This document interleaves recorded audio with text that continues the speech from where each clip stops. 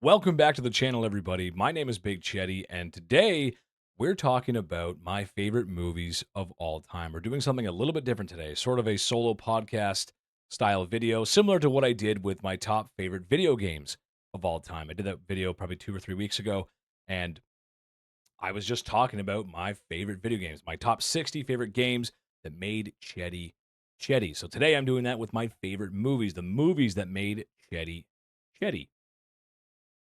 Now, this is going to be a longer video, so if you want to have this on in the background while you're cleaning the house, maybe you're playing video games or doing something, whatever, just have me in the background, listen to it, leave a like. But I also encourage you to leave a comment. Let me know what you think of my list. Let me know where your favorite movies would be, whether you agree or disagree. I love movies. I love talking about movies, and I think this is my list of must watch movies. Now, there's a disclaimer with that because I got a little bit of flack with the video game video where I had certain video games ranked over certain video games. If you see a movie that you love or hate ranked over another movie that you love or hate, it doesn't mean that I love or hate that movie more or less. It just means I think that movie's a little bit better in my opinion. And if it's on the list, it's on this list for this is my top movies of all time. These are the movies that I'm taking with me to another planet to show an alien race. These are the movies that I want to show people that have never seen these movies before. This is the list for the list that made me me. The list that maybe one day I'll get to show my niece when she's old enough to watch. Because some of these movies certainly are a little violent. These are movies that I think everyone should see, and this is the list that made Chetty Chetty. So with that out of the way, I'm going to get into it. Leave a like, leave a comment, and let's get into it. So here is the list. I'm going to spend a few minutes talking about every single video. This will be a little bit longer, but bear with me. Some of these may surprise you. So right out of the gate, I think this will surprise a lot of people. Number 60 is Freaks from 1932. This is a horror movie, and you'll see a trend on my list here that there's not a lot of horror. Matter of fact, I think that is the only horror movie on here.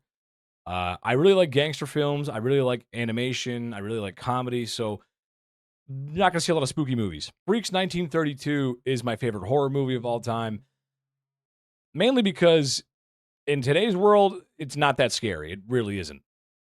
I hate being scared. I hate playing scary video games. I don't like being scared. Halloween's not my favorite holiday. I like Christmas. What can I say? But really, a film that's ahead of its time. The movie is about the circus freaks, and I really shouldn't be saying that. It's kind of rude to call them that, but that's what they would have been called for the time. These circus freaks and sideshow attractions, and there's these characters in a love triangle, and people trying to steal away money and power from the circus.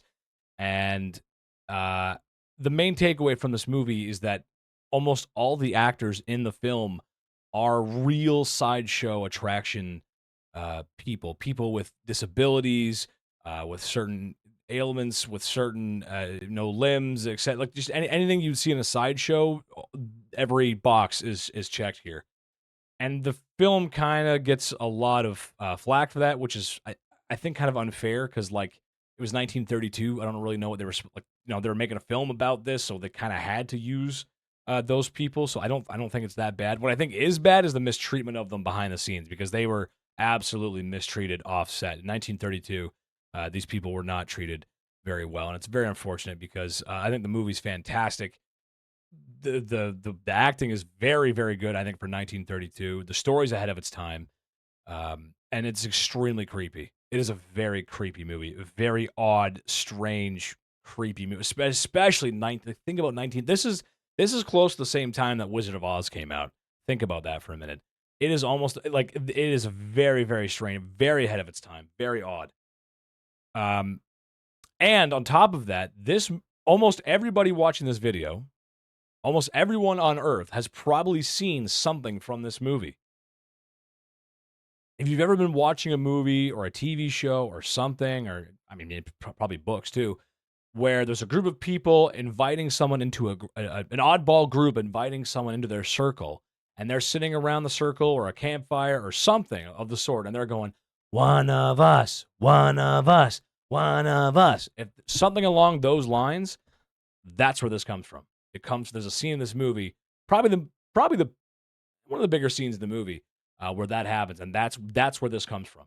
It comes from that movie. So A little fun factory on Freaks 1932. Very good movie. Kind of a hard watch because it's a little creepy. People may get offended by it, but I really love it. I think it's fantastic. Okay, number 59, Casablanca. I try to fill a lot of boxes on here of like all like if I thought of like, hey, if the Oscars has all categories, Chetty has all categories. What's my favorite horror movie? Freaks. What's my favorite romance movie?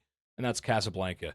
Casablanca is the only romance movie you're really gonna find on here. That's because romance movies just don't really jive with me. I'm not really marketed towards the romance audience. I'm not too into romance movies. They're not really marketed for me. I'm not the demographic they're after. I can appreciate some of them, especially romantic comedies. Like, yeah, there's some funny moments and stuff, but like, I would never put any of those movies on my top 60 list. They're just not for me. Casablanca, I think, is the quintessential romance movie. Another movie that's very ahead of its time too. Set in like Nazi occupied North Africa during World War II. It was filmed in the early 40s. It's set in the early 40s. Very topical. Humphrey Bogart, fantastic actor. I think the movie has some impressive cinematography for what it is, and I think the love story's a little bit different for the time too. I think a lot of movies back then were boy meets girl, and that's kind of it. Boy meets girl, girl likes boy, boy likes girl. Settle down there, dame. This movie is kind of like that, but it's more about past love and sort of reflecting on that and where to go from there. Who are we? What do we become? And I think the movie has a really quintessential scene in the end there on the airstrip with we'll always have Paris, kid. You know, if you know what I'm talking about, you know what I'm talking about. And I think the ending's pretty solid for I think it's a really different, a bold ending for the time. So Casablanca, it's something I watched in film school along with Freaks. Actually, it really resonated with me, and I highly recommend it if you haven't seen it. Okay, next we're gonna move into what is probably my favorite superhero movie. I'm gonna go with the Sam Raimi's Spider-Man, Spider-Man 1, the first Spider-Man, 2003, I think it was. Um, Tobey Maguire got bit by a spider, and unfortunately, he is the GOAT. I love Tobey Maguire as Spider-Man. I think he's fantastic as Spider-Man. When I think of Peter Parker, I think of Tobey Maguire. Now, a lot of this may have to do with nostalgia because I grew up with this Spider-Man movie. But I think overall it's a solid film. I think it sets up a good Spider-Man, even if the webs do come out of his wrist, which was kind of without the web shooters.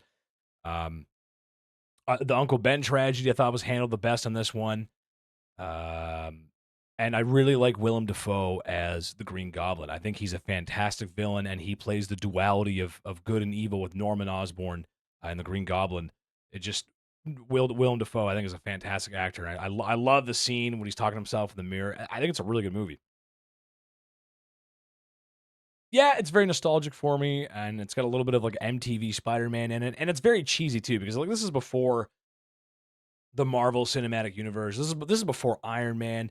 This is when Hollywood's like, oh, comic book movies, they have to be really cheesy, corny, and like comic books, and some of that really worked, and some of that really didn't work. There was a ton of comic book movies before Iron Man. I think a lot of people kind of forgot about it, Dust in the Wind. But there was a lot of them, and some of them are good, and a lot of them are really bad. But I think Spider-Man 1 is really solid. I really like that movie. Next, sort of talking about comic book movies and sort of successes and failures. The original Punisher movie, which a lot of people have kind of forgotten about. Um, Really solid movie in my opinion. It is oozing with comic book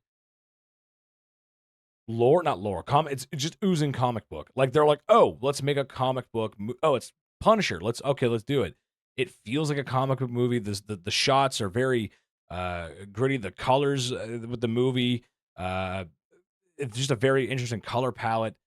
Thomas Jane, I believe, is the main actor here. Kind of an unknown name. I think he was working in Toronto as a director not too long ago, but really cool.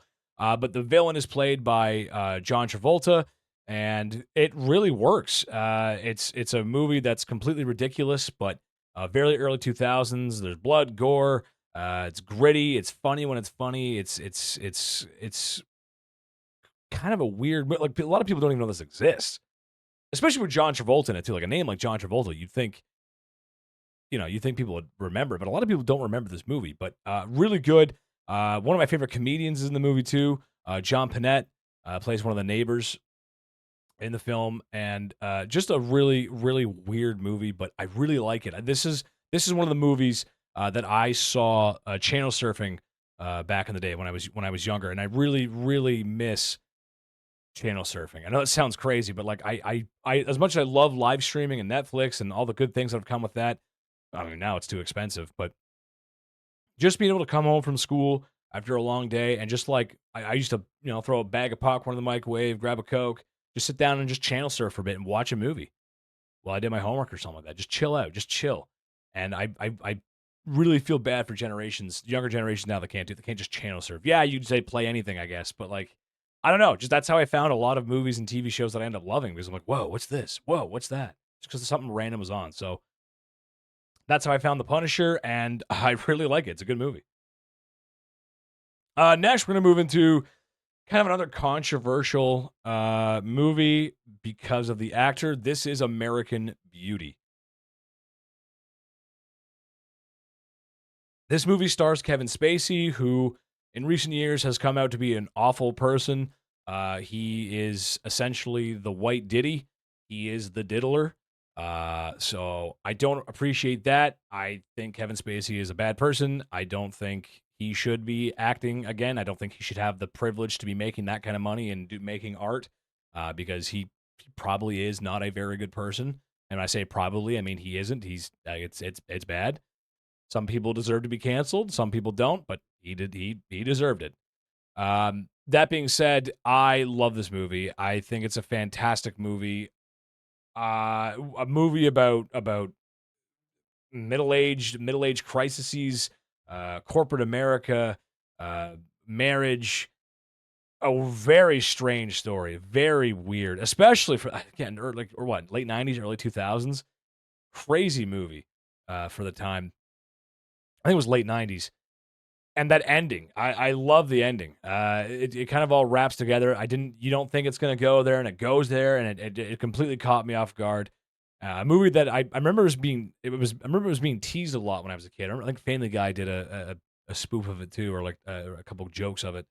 But really, a fantastic drama about the mediocrity of middle aged life, and fantastic.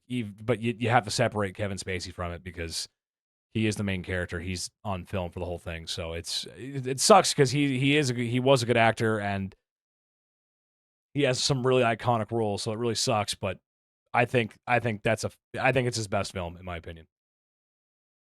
All right, next we're gonna move into something more fun. So less diddling, more killing. The Demolition Man, 1993, 1994. Sylvester Stallone, Wesley Snipes. I love Wesley Snipes in this film. He nails the role. This is a movie about some badass, tough, no nonsense cop that ends up getting frozen in time because he accidentally killed some people in an explosion. But then the bad guy from his time gets frozen in time, and they all get unthawed in like what 20? I want to say it's like 2015 or 2020 or something like that. And the world is like this crazy, like it's liberal. The liberal says he's won. Watch out, guys. The liberal says he's won. Oh no, everything is clean. There's no swearing. You get fined for swearing. Everything's at Taco Bell's the only restaurant. It's a crazy future. And Wesley Snipes gets unleashed into this world and he just causes chaos. He's such a maniac, but he's such a fun character. There's a sinister plot that the mayor's trying to unfold, or I don't know if it's the mayor. I think it's city council or something. Whatever. The guy from the fat guy from the Beetlejuice. He's in this movie too. Fantastic movie. It's funny. It's stupid, but it's one of the best action movies of the '90s in my opinion. I love action movies.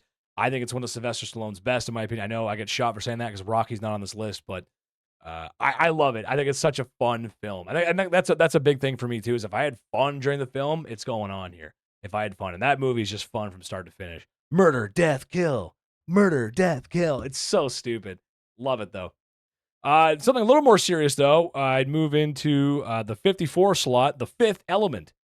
The Fifth Element, starring Bruce Willis and Mila Jovovich. I'm not sure how you exactly pronounce that. The girl from Resident Evil. This is a movie kind of that came out of this is another movie actually that I saw while channel surfing. This is a channel surfing movie. Such a weird one. My dad really liked this movie. It's Bruce Willis in the future. There's all these elements. There's a super weapon. The priest is trying to protect it. It's just a really wacky world, but a cyberpunk world though, an industrial cyberpunk sort of future where the future isn't so sleek and clean like you'd see in Star Trek. It's more of a gritty industrial, yeah, Cyberpunk 2077. Something like that. Maybe a little less like uh, cyborg people and like body mods, but close. There's definitely inspirations Cyberpunk took from this movie. It's especially for the industrial stuff. But a very fun movie, an action movie. Uh, the scene on the ship with Chris Tucker is just he's the radio announcer. Like it's just such a crazy movie. I love it. There's good action. It's funny. The aliens look really good in it. I don't know. It's just a really really fun movie. Something that I would highly recommend. Next, we're gonna move into something a dramatic piece that I really like. American Psycho. This is a very controversial movie for a lot of reasons, and I think the wrong reasons. I think a lot of young men watch this movie and they go, "Oh, I want to be him," and I find that very strange. I feel like your media literacy is something that should be taught in schools because that you should not want to be him. American Psycho stars Christian Bale. I can't remember the director's name. It's a female director. I think she won the Oscar for it too. She made one of the only female directors to ever win. Uh, for I don't know if it was Best Picture. It was something though, and it's about this New York City Wall Street guy, and he's a serial killer, but he might not be a serial killer, and his brain is completely breaking down. There's a lot of erotic and homosexual themes in it that were like he might be struggling with that. Uh, Very complex character. My favorite scene in the movie is the business card scene where they're all comparing the business cards, and he's having a complete conniption. Oh my god, Bone White. Oh god, like it's just a crazy film. Um, some of these movies are really hard to explain. You have to watch it. But I love this film. I think it's shot so well. The opening sort of cinematics scenes with him working out and taking the face mask off, and there is no Patrick Bateman. There is a creepy, but it's just also sort of entertaining. The scene with the two prostitutes in the camera, and he's looking at himself in the camera. Very, very strange movie. I'm finding that there's actually a lot of strange movies. Am I a strange guy? I don't know. But very good movie. The sequel, not so much. The sequel is awful. I don't know what they were thinking with that one. The sequel is dog shit. This one, very good. Highly recommend it if you haven't seen it. Next, moving into, what is that now? I'm number 52, The Taking of Pelham 1, 2, 3. This is a Denzel Washington, John. I almost want to say Ron Ravioli because my girlfriend calls John Travolta Ron Ravioli, but John Travolta, Denzel Washington. This is a remake, I think, of a movie from the 70s. Just an action thriller about people hijacking a subway train in New York City and holding the people hostage for ransom. It's a thriller on your seat, the edge of your seat the whole time. Denzel plays this character very well. He's just an average guy. He gets thrusted into this sort of terrorist plot, and he has to help save these people. And there is no action hero in this movie. It's Denzel. It's the pencil pusher who's the hero. He's the unconventional hero. He's forced into this role, and it's fantastic. John Travolta plays a great asshole, as it turns out. Who would have thought he plays a good asshole? I can't remember the villain's name, but he's really charismatic, a little poetic, but a fucking asshole, man. Really good film if you haven't seen it. A lot of people probably don't remember this one. I think it's '07, I think. '07, '08. But really good film. That's another film that I saw surfing channels. I'm like, whoa, what's this? Great film. Highly recommend it. I love thrillers. Next, we're going to start getting into some of the gangster films here. Number 51, A Bronx Tale. This one's also kind of a romance film. There is a romance element to this film, but it's more of a gangster film. I think it's got more gangster themes than it does romance. Essentially, Robert De Niro, which you're going to see a lot of Robert De Niro on this list because Robert De Niro is every Italian guy ever. And basically, it's about this young family living in the Bronx. and at the in the early 50s and 60s, and it's New York split. It's like the neighborhoods are split between the Italian neighborhood and the black neighborhood, and there's a lot of racial tension there, which is true of the 50s and 60s. And the young Italian boy, Calogero, I think his name Calogero, I think it's his name Calogero, he falls in love with a black girl from the black neighborhood, and it's him dealing with that. Also, the views and trying to respect his real father, Robert De Niro, but at the same time, he keeps hanging around this gangster hangout, played by I think Palminteri, I think his name is Chuck Palminteri, and he's this gangster, this low. Well, I say low, but he's higher up. So he might be a soldier, a capo, or something in some sort of family in the Bronx, and he's the boss of the neighborhood at the very least. And he's struggling between finding a real father figure and the gangster versus his father, and then his father gives good advice, but then the gangster gives better advice, but then his father gives better advice, and then the black girl, and then succumbing to the woes of being in a very low income Italian neighborhood. So a very interesting film, I think a good romance film at maybe not at its core, but for the book girlies, highly recommend that one. That's a very good film. Then we're gonna move into one of my favorite animated films, Ratatouille, the number 50 slot, Ratatouille. I love this film. I think this might be the last animated film I loved from Disney. I was 10 or 11 when it came out. I think it was '07 or '08, somewhere around there. I was 10 or 11 when it came out. I did see it in theaters. I thought it was really good. I thought the message behind it was really good. I think it's got a lot of iconic scenes and moments in it. The idea of a rat pulling a guy's hair to cook food. It's very silly, but it's very fun. This feels like classic Disney in a sense of like they had a good idea, they took it to the drawing board, well executed, and it's just a really sentimental, fun movie. A lot of those Disney movies are, but I think it's a very fun movie. It's funny. The animation still holds up. It's very beautiful. Um, and the message is good. Anybody can cook. Anybody, you gotta believe in yourself and try hard. And even though you're a stinky, filthy Parisian rat, you can cook too. Even do whatever you want. I think it's a good message and it's a fun movie.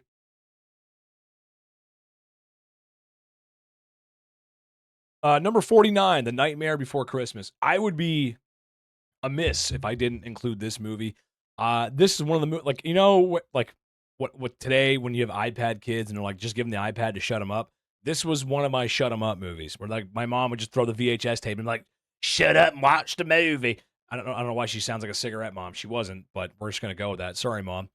Um, I've seen The Nightmare Before Christmas probably 1,000 times. It's very nostalgic for me, but Tim Burton is a weird guy, weirder than me, and he is just this movie. What high heel like combat boots and black lipstick is the goths. This is to them as well. This is the beginning. You know what I mean? This is the beginning for it. Uh, Beautifully animated. The claymation style is so weird because it's like less frames than like a normal movie, and you can sort of see the clay come to life a little bit. The music is fantastic. The visuals are beautiful. The story's good. It's an animated film. Jack Skellington, the Pumpkin King, the King of Halloween, and a sort of a really weird mix of ideas, mixing Halloween and Christmas. Probably the two most opposite holidays, I guess. What am I trying to say? Like Christmas, loving, caring, good imagery, being together. Halloween, blood, gore, guts, candy, being spooky, scary. Sort of. I guess both have pagan roots. I guess, but uh, just they feel very different from each other. Halloween and Christmas feel very different. So. Really, another a cool idea, very well executed, and something I've seen 1,000 gazillion times, and I absolutely love it. Next, The Mask. Jim Carrey's The Mask. This was during the mid 90s when Jim Carrey had maybe the most generational run for a comedian for starring in movies. He had The Mask. He had Truman Show, also a good film. Not my favorite, but a good film. Truman Show, Mask. I think Liar Liar was around there sometime. Pet Detective was around. Like he had like 3 movies in 1 year, I think. But after Dumb and Dumber, he just kept banging out. '90s was Jim Carrey. It's his decade. as far as comedians go, that's a lot of movies. Ditched the comedy special, said, "Nah, we're only doing movies," and he is perfect for film. He's a very expressional comedian, very silly, very goofy. He nailed. I mean, I think The Grinch is around this time too, isn't it? Early 2000s. Like that's like a 10-year stretch of bangers. That is actually insane. That's a 10-year stretch of crazy movies. The Mask, though, very very interesting film. Carm, Carm, what's her name? Oh my god, I said Carmen Diaz, isn't it? Hold on, what's her name? I gotta look up her name. The Mask. Cameron Diaz. That's it, Cameron Diaz. Okay, so Cameron Diaz, sort of the femme fatale character in this movie. Jim Carrey, this lowly cartoon-loving weirdo, Stanley, and he finds this mask. It transforms him to his most weird and crazy desires, and he becomes this talking, sort of green-faced goon that can do what cartoon characters can, but in the real world. Funny movie, very Jim Carrey.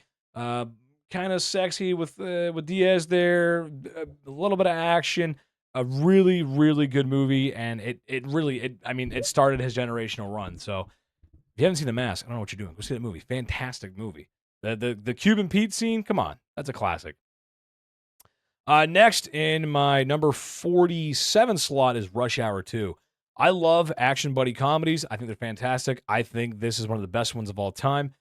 Rush Hour 2, I think, is the best of the trilogy. There's three. I think Rush Hour 2 is the best. Jackie Chan and Chris Tucker are fantastic in this film.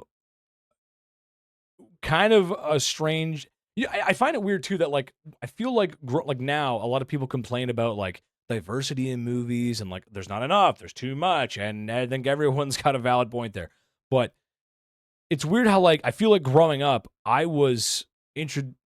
I was involved in a lot of movies that weren't traditional white characters or traditional male characters or whatever you want to call it, just traditional characters, and no one was saying anything. I think if this movie came out today, people were like, "Oh, great, a Chinese guy and a black, great." People would be complaining. But in 2000, I'm gonna say 2003 with that one as well. I think no one was saying anything. Why? Yeah, there's a lot of jokes at their own expense. Like there's certainly there's Chinese jokes, there's brother jokes, like they're 100%. But I wouldn't say the movie is offensive towards any of those groups. I would say it's positive. I'd say it's a positive thing. It's a very funny movie. It's definitely very Jackie Chan coded. If you've seen any of his other films, it's got a lot of Jackie Chan action in it. Just very high octane, quick, uh, visual stunts that a lot of times pay off in his movies. This one too, Chris Tucker, a very very funny actor in my opinion, adding a lot of sassy wit and comeback to the film. It's a mix that you wouldn't think worked, but it does. Half decent story. It's a buddy action comedy, and action and comedy they just go together, and so do Jackie Chan and Chris Tucker. So it's fantastic. But it's weird though. I don't know. What do you guys think about that? I don't know. It's weird. Next, this is a very strange film. I got a lot of strange films in here. This is The Death of Stalin. This came out, I think, 2018, I think it came out. This is a black comedy, which is basically means it's got some very serious themes, but put in a sort of strange light. I actually think it's a very funny movie. Not it's a clever funny though. It's not like a laugh gut out, like laugh bust your gut laughing kind of movie. It's a very clever film. It is a film, however, I will say that you need to have a lot of historical context to understand. Me being a history buff, not that I'm an expert on Stalin era Soviet politics, but I understand enough to understand what's going on in the movie. And essentially, the movie is about Joseph Stalin, the evil dictator of the Soviet Union. He dies, and it's about all of his communist cronies trying to fill the general secretariat's role, and they're fighting for power. And the movie is fairly accurate to what actually happened. There is a few time jumps, which is pretty common for Hollywood to do, just because it would be boring to have a movie and then say, hey, 6 months later, and then 8 months later, and then 3 weeks later. The events that actually happened in the movie, most of it did actually happen the way it's portrayed. Obviously, a little more goofy and silly for the movie's sake, but it's pretty fairly accurate. There's just a lot of time jumps in between because certain events happened in 1951, then in like late 1952. So, but other than that, it is a fairly, I'd say a fairly accurate film. Steve Buscemi's in it.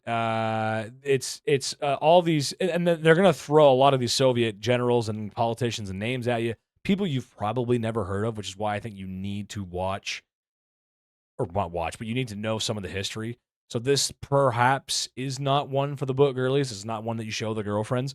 But if you know a little bit about history and early mid 20th century Soviet Union stuff, it's a pretty interesting film, very funny film, and it's like that actually, this happened because essentially they let Stalin die in his room. He laid him. He had a stroke, a brain hemorrhage, I think too. Peed his pants, and he died on the floor because people were too afraid to go in and get him because they heard him. They heard him thump on the floor and they wouldn't go in and help him because like if we go and help him, he might kill us for assuming he was sick. Because if we assume the great leader is sick, he will kill us. Like that's absurd. That is absurdity. So, and then of course they try to get him a doctor. All the doctors got killed in the last culling because he didn't trust all the doctors. Crazy film, but very good. More of a modern. I had a lot of old films in here, so it's nice to have something modern on here that I really like. A very good film, though. Love it. Something a little more silly, though, more traditional comedy is Scary Movie 2. I think all four of the original four Scary Movies, I think they all hold up very well, actually. These are goofy, silly comedies that shouldn't be funny. They shouldn't do well. They shouldn't hold up, but in my opinion, they do. Scary Movie 1 is solid. Scary Movie 3 is good. Scary Movie 4, not as good, but I still think it's got its moments, honestly. The scene in the Grudge House is just stupid. But Scary Movie 2 is, I think, really impressive for the fact that I think they had like a 9 or 10 month production cycle where like the first one came out and they're like, wow, that was a banger hit. Thank you, Wayans Brothers. Thank you. Let's make another one. And I think it was like 10 months. They had like next to no time to make this film. And they did a good job. I think most of the jokes in that film hit pretty hard. There's a couple that don't. I mean, it's the early 2000s. There's some things that don't land. Some things that you might not get the reference to, like the Matrix sort of slow-mo kicking and stuff. You might not really understand. But it's really a bunch of not unknown actors. I guess Anna Faris is pretty well known these days, but it's people that aren't too. I think that's a big problem with spoof and comedy movies when they use like cameos, like, wow, there's so and so, and it's like, ugh. I think the movies work better when they are low rent actors or B level actors. It just makes the movie more convincing, in my opinion. It just makes the jokes funnier that they are nobody. When it's someone serious and it's, I don't know, it just doesn't. It's like you're just here for a paycheck kind of thing. You know what I mean? Whereas these people are like, no, this is a comedy. We're making a comedy. Spoofing a bunch of comedy movies. There's the exorcism bit in the beginning. But there really is no rhyme or reason to it. It's just to tell funny jokes, and most of them land. And I really like the Scary Movie series, but I think 2 is the best in my opinion.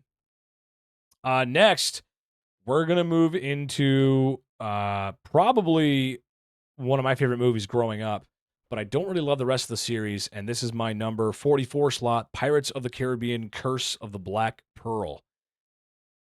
This is a movie that I think we rented at Blockbuster with my family. And I just loved it.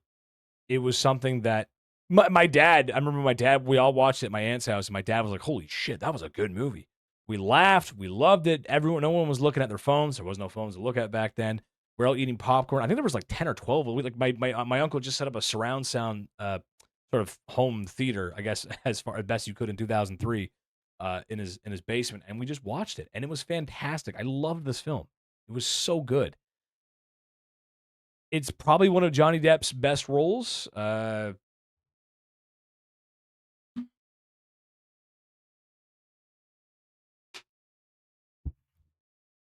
Captain Jack Sparrow is fairly iconic as far as I'm concerned.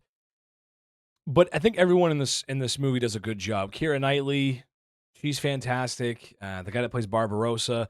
I like the story in this one better than the other ones. I think the story's really good. I hope you believe in ghost stories, Miss Swan, because you're in one. Like it's very silly. The CGI may not have held up as good as other things, but I don't think it's horrible. I think it's okay. Pirates, I think it's a good portrayal of pirates because I don't think I think what it is, it's the quintessential pirate movie. Because I don't think we really have a lot of good pirate movies besides Pirates of the Caribbean. And I think there's another one coming out soon, or it's in production or post production at least. I know the first 3 are considered pretty good, but I'm not a big fan of that. This is right around the time when people start doing the part 1s and 2s for movies. There's a big trend of like, okay, well, we'll make a film, but we'll make a part 1 and part 2. I'm not a big fan of that, especially when it's the same series. Not like episodic like Star Wars or Harry Potter. That makes sense. But I mean like Hunger Games part 1, Hunger Games part like no, just make it one film, dude. Come on.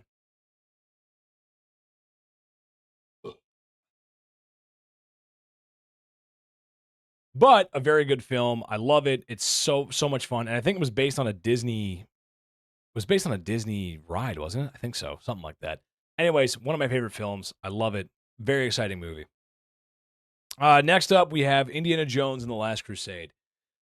I'm not a big fan of the Indiana Jones series on the whole. I think Crystal Skull is pretty bad. The new one's awful. I did not like the new one at all. I don't know what they're. I mean, I know Harrison Ford just wanted a paycheck, but I also think Temple of Doom is not very good either. Temple of Doom is weird. Temple of Doom is not. That is not a solid. I guess quintrilogy now. Not a solid. It's a quintrilogy. It was a quadrilogy before. Whatever. But I think this one with Sean Connery at the helm as well. I think it's one of Sean Connery's best roles as Henry Jones Sr. The Hunt for the Holy Grail. Everyone knows the Holy Grail. Your boy JC. Everyone knows the Holy Grail. The Nazis are there. It's just a fun, action-packed movie. Harrison Ford's no one else can be Indiana Jones. He's fantastic as Indiana Jones. The scene in the end with the guy's face melting is a little shitty because that's aged pretty bad. It used to scare me as a kid, though. When I was a kid, it used to scare me. It's weird, like claymation effect, very strange. A couple of funny moments, but overall, just a very fun film that's got a lot. You can tell it's got a lot of Spielberg in it. It's got a lot of George Lucas in it. It's got a lot of love, and it's definitely a must watch. It's a Saturday night movie. It's a Saturday night blockbuster, a summer night blockbuster. Very good movie. Next, we're gonna move into. I'll tell you right now, as you can see, all the Star Wars movies are on here. This is my least favorite Star Wars movie. Episode 2, Attack of the Clones. I grew up with the prequels, so I have a different opinion of the prequels than most people did. A lot of people hated the prequels when they came out. I don't hate the prequels. I think the prequels are good movies. I think they're good Star Wars movies. Are they the best movies of all time? God, no. Have you heard the dialogue in this movie? No. What Anakin and Padme say to each other is George Lucas should never write romance. Then again, it is two young people in love, and I used to say cringe stuff to my girlfriend when I first met her too. Did I say things like Anakin Skywalker? No. I didn't kill a whole village of Tusken Raiders either, but that's besides the point. I think the prequels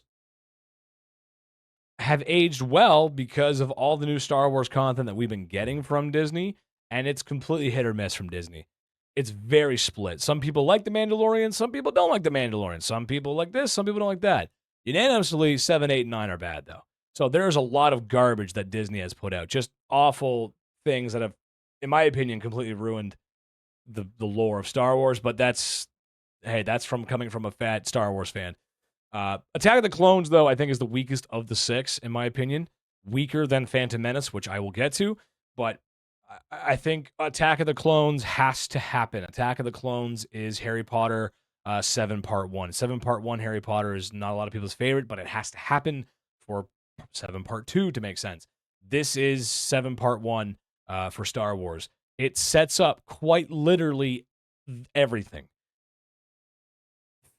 Phantom Menace is a prequel to the prequels. This, which I heard someone say one time, I'm like, that's actually a really good way to describe it. Attack of the Clones sets up the clone army. It sets up the Clone Wars. It sets up the shroud of the dark side, that there is the Sith are here and they're back and they're controlling things and we need to stop this. It sets up Anakin's descent into darkness. It sets up everything. It has to happen. The dialogue isn't good. What it is good is the clone troopers are cool as fuck. I used to love the merch around the 2002, 2003 era. The Clone Wars merch and video games and other stuff that came out around the early Clone Wars stuff is great. The Samurai Jack, what's his name? I can't remember his name. That Clone Wars cartoon is fantastic. Love it. That used to be canon. So I love everything around the Clone Wars. I love the battle droids. I think they look amazing. But just the movie itself is a little stiff, and the dialogue is god awful. Speaking into awfully good, one of my favorite movies, number 41, Heat. Heat. This is a Robert De Niro film where he doesn't play an Italian guy. He may be Italian, but he's not stereotypically Italian in this film. This is a movie about bank robbers pulling scores, and it's, in my opinion, when you think of bank robbers, high stakes, robbing things, robbing a safe, this is what you think of. And if you're a fan of the Payday series, like I am, the video game series, Payday took a lot from this movie. When you watch this, you're like, oh, what? Huh? Like, oh, wait a minute. Yeah, they took their massive inspiration from this film, and that's okay because it's a really good film. My favorite scene in the film is I think a lot of people's favorite is the shootout in the streets. After robbing the big bank, the shootout in the streets. And I think Val Kilmer's apparently his tactical reloads are so good in the film that apparently people show this to Marines that are in recruiting to show them how to do a good tactical reload because his reloading was so good. A little fun fact for you. But the shootout there is so visceral. I don't know if they use. I'm assuming they use real firearms with blanks because it just feels the gunshots are so loud that when people drop and die, like it's so action packed and you're so like just on the edge of your seat the whole time. A really great film. The scene where they're talking to each other, where Pacino and De Niro are talking to each other in the little restaurant diner there, talking like, "Ah, don't take scores. Don't take scores. I want to take you down." Really good scene, but for my money, that shootout scene is just fantastic. Classic action movie, but set on bank heists, criminal crooks. Very, very good film. If you haven't seen it, highly recommended. Next, this is more of a feel-good movie for me. I don't think it's the best movie of all time, but American Pie, the first one. I love this film. I think American Pie is to young men what Mean Girls is to young women. If that makes sense. That's what this movie is to young men. It's about a group of young American dudes living in the suburbs of America, just average late 90s, early 2000s teenagers, dealing with the whims and woes of high school life, of finding love and having a girlfriend, and having sex for the first time, and sort of all the comedy that comes around with that. The apple pie scene, Eugene Levy's in it. It's just a really feel-good movie for me. It's stupid, it's funny, and it's definitely a product of its time. The soundtrack in this, it's just an amazing soundtrack. Very very pop punk, college-esque soundtrack.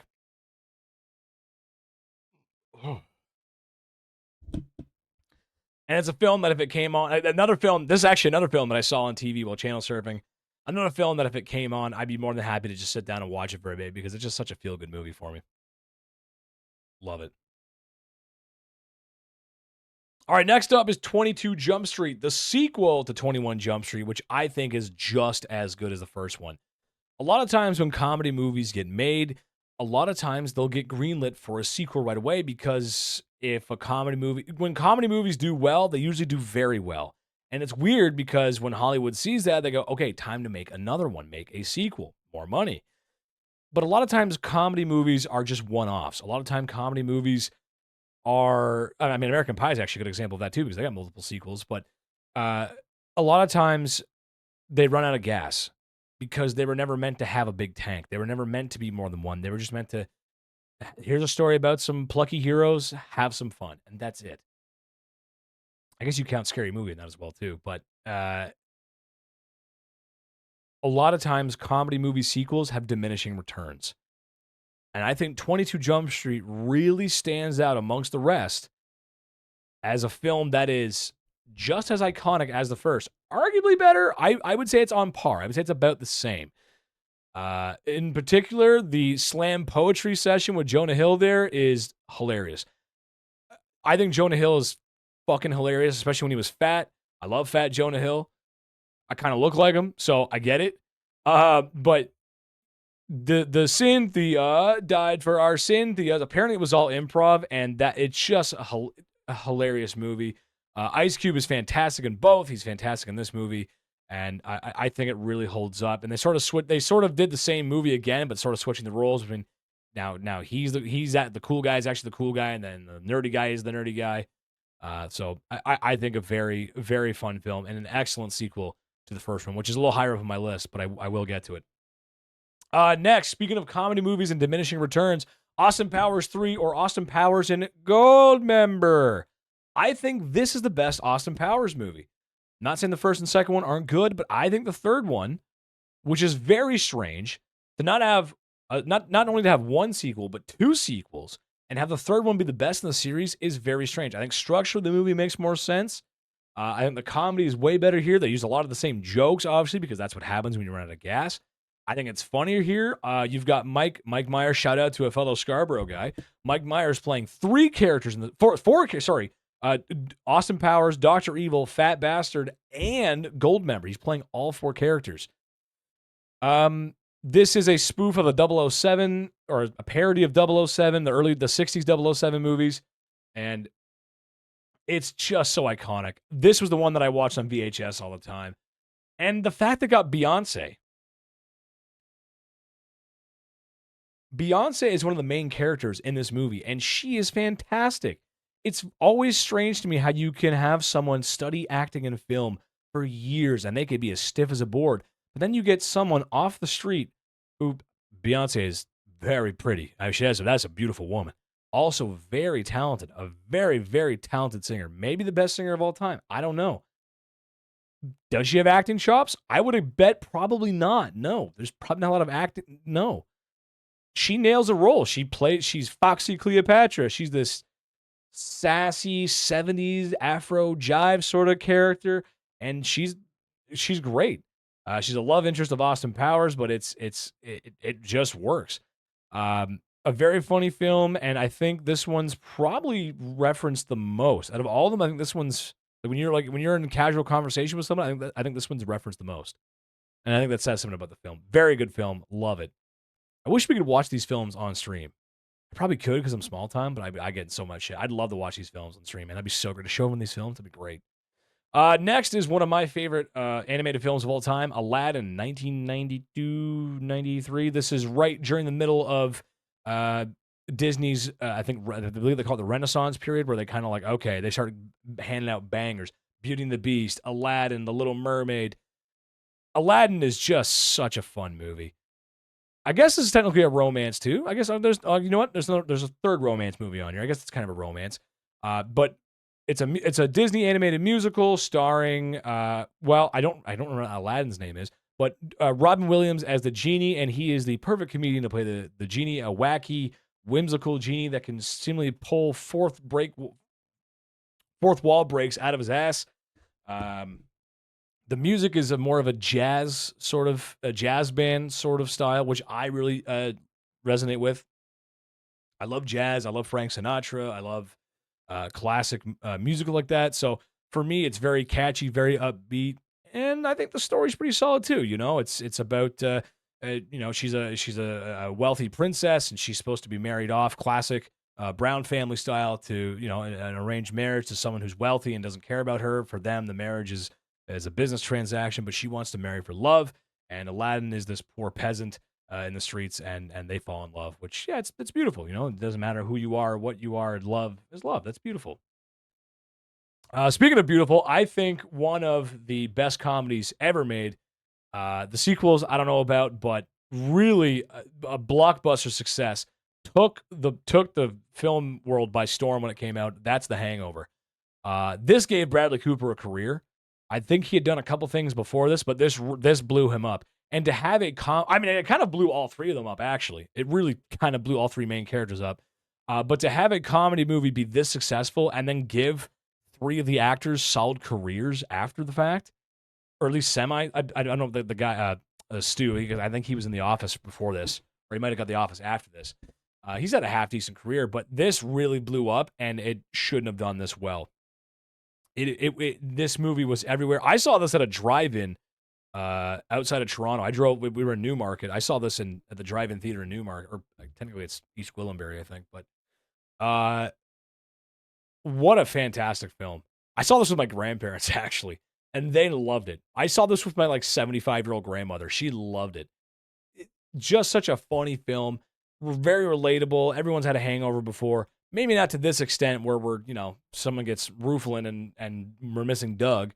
But just, it was a completely different comedy movie, formulaic formulaically speaking, and I think it just is something that I think everyone has very fond memories of. It was very of the time, but I think it's aged quite well.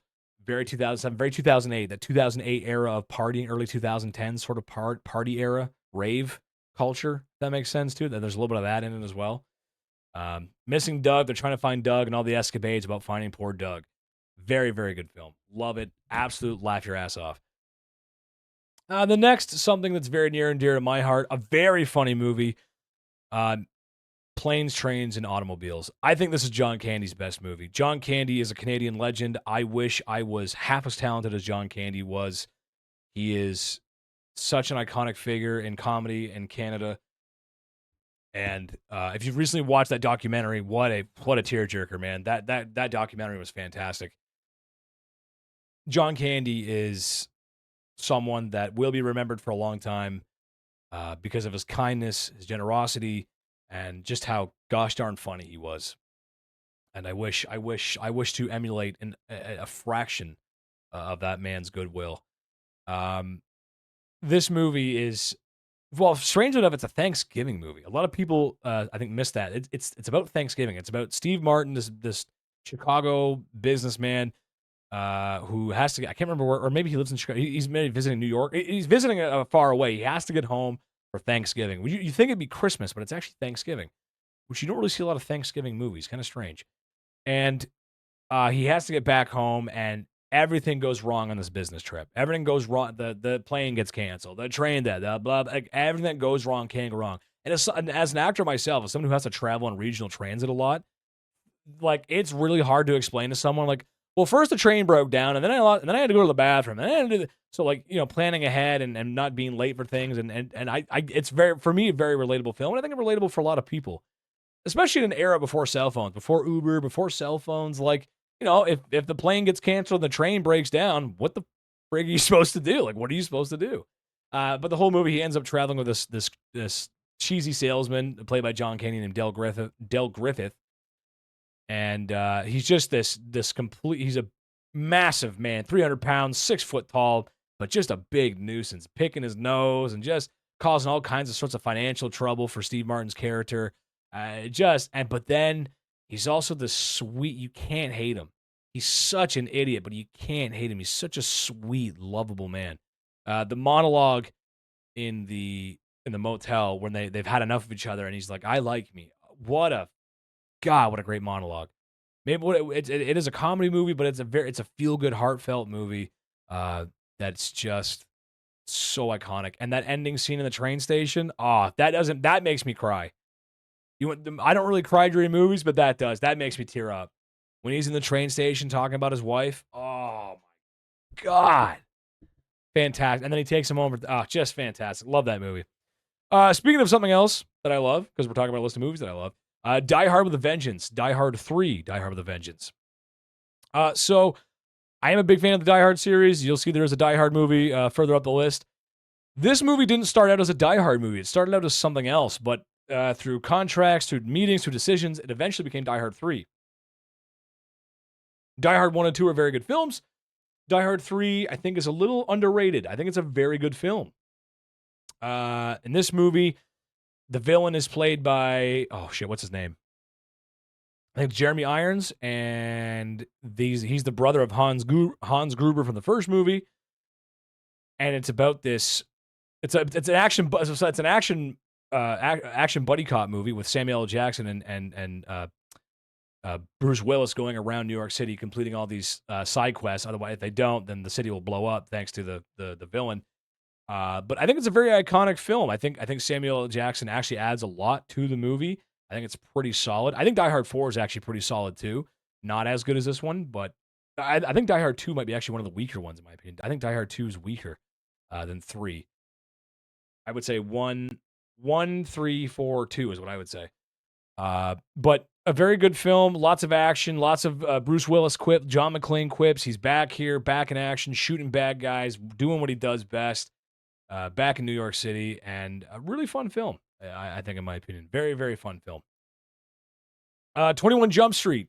I was talking about 22 Jump Street a second ago. What this one is kind of like The Hangover in a sense, where a comedy movie came out and its lexicon made it into a lot of people's vocabulary. At least a lot of people my age's vocabulary. There's a lot. It was just such a funny, silly movie. Channing Tatum is an excellent choice for comedy. You never would have think that because he came from the romantic comedy side. Jonah Hill and Channing Tatum worked fantastic together in this film. This speaks to my generation. This the style of comedy, the randomness, the silliness, the carefreeness of it all is very our generation. The early late millennial, early Gen Z humor. Um, and I think the film just works, and I really like the film. It's silly, and the little cameo. If you know 21 Jump Street, and there's a little bit of cameo with Johnny Depp in the end there, which was really cool too. But just a really solid film. And some people may not like what it turned into because of the 21 Jump Street was a little bit of a different series, but I love it. Ice Cube and this is hilarious. Both movies are very iconic in my opinion, and absolute must watches for a comedy film night. Then we go into another movie, sort of another black comedy, a movie that's very funny, very silly, but also very, very sad and very a story, a coming of age story during Nazi Germany of a young boy named Jojo, who's in the Hitler Youth Program, and he's trying to grow up during this era of confusion and fascism during Germany in the waning years of the war. Scarlett Johansson in this movie is fantastic. I love her performance as his mother. The shoes. All I'm gonna if you've seen this movie, the shoes. I'm like, why do they keep showing the shoe? Why do they keep showing her shoe? And she's got some very colorful shoes. She has. I find it's very interesting too how like they're okay. They're well off for the time. The father was some sort of German higher up German soldier or something. They're well off for the time, considering the fact that everyone's rationing. And they live in a nice Berlin home and a nice house again for the time. But why they keep but her fashion is always very beautiful, very up to date, very like even though like there's bombs being dropped in the city and they're only eating soup for dinner because there's probably nothing left ration wise. She's always she has a lot of her clothes still very fashion forward. Very interesting choice in colors and who she is. She's a very colorful person. JoJo's wearing a lot of the tan shirts, the Nazi colors, dark and drab and dreary and just all one palette. And she's wearing all these colorful outfits and the shoes. All I'm gonna say is the shoes. Oh my god, another movie I cried in. I cried. It just such a heartfelt movie. Uh, oh my god, what's his name? Taika Waititi playing some weird version of Hitler is hilarious. Rebel Wilson as like the Hitler girls' youth leader is hilarious as well. There's a lot of great actors in it. There's a lot of undertones of things going on. I think while it is a movie set in history, you don't need to know a lot of history to like this movie, which I like. This one you don't have to know any history. It's just a fun movie, and if you want to have some tissues ready, because that one's a crier. That one's a real crier. Which is I love that. Such a heartfelt movie. Speaking of more heartfelt, another one of my favorite animated movies, the first Lego movie. What a great movie! I'm a big Lego fan. I collect Lego. I've even got I still got Darth Vader right here. I still have to build Lego Darth Vader. I love Lego. I always had the Lego video games, all of them. I love Lego. It's fantastic. This movie is fantastic. This movie is Chris Pratt, which I think I'm a little tired of Chris Pratt.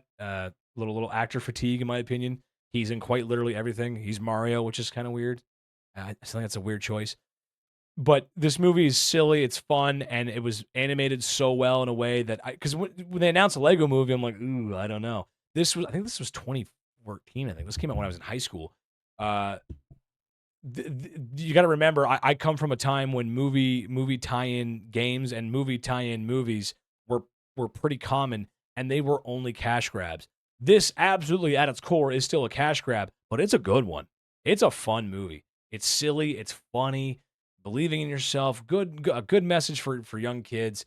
And everything is awesome.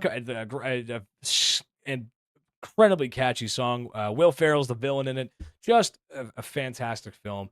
Everyone can watch it. Everyone can love this movie. It's just fantastic. Speaking of a movie that everyone loves in my family, this is my favorite Christmas movie or my favorite holiday movie. This is National Lampoon's Christmas Vacation, starring the very controversial Chevy Chase. Um, there's a lot of good National Lampoon's movies, especially with the Griswold. This is the Griswold family. I think this is their best one. I think this is the best National Lampoon's movie. We watch this this is our Home Alone. A lot of people watch Home Alone every Christmas or The Miracle on fucking whatever street. This is my family's because it's a Christmas holiday that just goes wrong. Everything goes wrong. The turkey gets burned. The senile grandma shows up. It's everything. There's a lot of fun. The family that stays over too long. Oh, shitter's full. A really good movie. This is a movie I would love to watch on stream with everybody on Christmas time because I absolutely love it. It's such a fun movie. Elaine from Seinfeld's in it, which is kind of weird. Kind of a weird cameo a little bit because this is right around the time she would have booked Seinfeld as well. So kind of a weird thing to do some cheesy low rent National Lampoon's comedy while also being on one of the best sitcoms probably of all time. So, but a very very fun film. Beverly D'Angelo as the wife. It's fantastic film. A lot of different actors in it. One of I think the kid in this one because the kids change in every National Lampoon's movie for some reason. Both of them, the kids were both in. Well, one's Howard from Breaking Bad, from Big Bang Theory. It's him from like 40 years ago. So pretty cool movie. It's something that we watch every year. Very very very very nostalgic for me. Very cathartic for me to watch it, and I'll probably watch it again this year too. So love that film. Next, probably not my favorite animated film of all time because there's some ahead there. I think those are better, but this is a really good film, The Simpsons movie. This came out in 07, 08. I was staying with my grandmother at the time during the summer. I used to go visit my grandma and my grandpa during the summer and spend a couple weeks with them just hanging out with grandma and grandpa because I love my grandma and grandpa and I want to hang out with them. And part of that trip was my grandpa would always take me to see a movie. We'd always go see it. That's where I think I saw Pirates 2, I think in theaters. We saw a bunch of stuff. But this one time, the Simpsons movie was coming out. I've always loved the Simpsons. I've always loved adult or family oriented animation like Family Guy, stuff like that. And this was coming out a week after I was supposed to go. And I told her, Grandma, I love you so much. Can I stay another week with you so we can watch the Simpsons movie? And I was expecting like a no, you have to go back. Like you can't. And she's like, of course you can stay. We'll go. And I got to go see it. And I was so happy. And it was such a good film. It was so good. I don't think Grandma came with us because I don't think she was too into it. But Grandpa, me and Grandpa laughs. Oh, dude, such a good film. Funny from start to finish. I nails the Simpsons writing. A wacky, whimsical story with the Simpsons family, but on an epic proportion, as it should be for a film. There is a sequel coming to this movie, which I'm very excited. I hope it's good. I don't know if it's going to be related to this one or not. Maybe Spider Pig will come back. I don't know. But a lot of iconic moments from this movie. It felt big. It felt grandiose, which is what a movie adaptation of The Simpsons should feel. At the time, it was already, I want to say 15 years old. Maybe almost 20, no, because it was 89, I think. So it was like 13 years old by the time that moved. So 13 years. Is that right? 89? No, it would have, yeah. Yeah, it was like 13 or 14. Yeah, holy shit. That's crazy. Yeah, it would have been 13 or 14 years old. So the fact that they got a movie, we're wondering why Family Guy never got one. Family Guy would be another great case of why like the South Park movie too. That's another one. That really, that could have been on this list too. Shit, that's a good one too. Damn, that might be an honorable mention. But I think the Simpsons movie is better. I think it's a more solid because I think everyone can watch it. You know what I mean? Like everyone can. You have to be a little bit older, but everyone can watch that one. I think it's fun. Really, a lot of good memories of that movie. Okay, next we're gonna move into my next favorite Star Wars movie, Episode 1, The Phantom Menace. I think this is better than Episode 2. I think like I mentioned earlier, I'd heard somebody say that Episode 1 is a prequel to the prequels. And yeah, they're kind of right. There is a weird gap now in my mind between Episode 1 and Episode 2. It almost feels like there could be a movie in between that. Episode 1 takes place, I think, 25 or so, 30 years BBY before the Battle of Yavin, before Luke Skywalker blows up the Death Star. And at the time, I didn't feel it, but now after I watched it recently for this video, it does feel like there's a small element of the Old Republic in here. A very small, if I've been reading a lot of the Old Republic stuff, and it does actually feel like there's a little more of that element in here. And again, I grew up with the prequels. There was a lot of Phantom Menace marketing at the time. This was the first new Star Wars movie in a good 15 or 16 years since Return of the Jedi. And the video games, the marketing, the everything around it was like, this is Phantom Menace, and all that, like the Jar Jar Binks stuff, the Darth Maul merch. If you know what I'm talking about, you know what I'm talking about. And it does feel a little separated from episode 2 and episode 3. It feels very different. I like this film though. I like this film. I don't hate Jar Jar. I never thought Jar Jar was funny. I never thought Jar Jar was entertaining. I know a lot of people don't like Jar Jar, and that is an absolutely fair criticism. I just don't think it's that bad of a film. I think the dialogue in this film is better than episode 2. There's a little bit more there's awkward dialogue with Padme and Anakin, but Anakin's a kid here, so I can kind of like, okay, yippee! I can kind of, he's a kid. Whatever. But I think the story is solid. I think it paints a good picture of what the galaxy looked like pre-Clone Wars, pre-Galactic Crisis. The Jedi are sent on dispatch missions to deal with negotiations, the trade issue on Naboo. The battle droids are more of a private military for the Trade Federation. They're not exactly that army yet, and there really is no great threat in the galaxy. It is an internal story. There is no grand empire. There is no there is no grand war. It is this internal story that's conflict that would eventually blow up, or one of the many things that would blow up into the Clone Wars.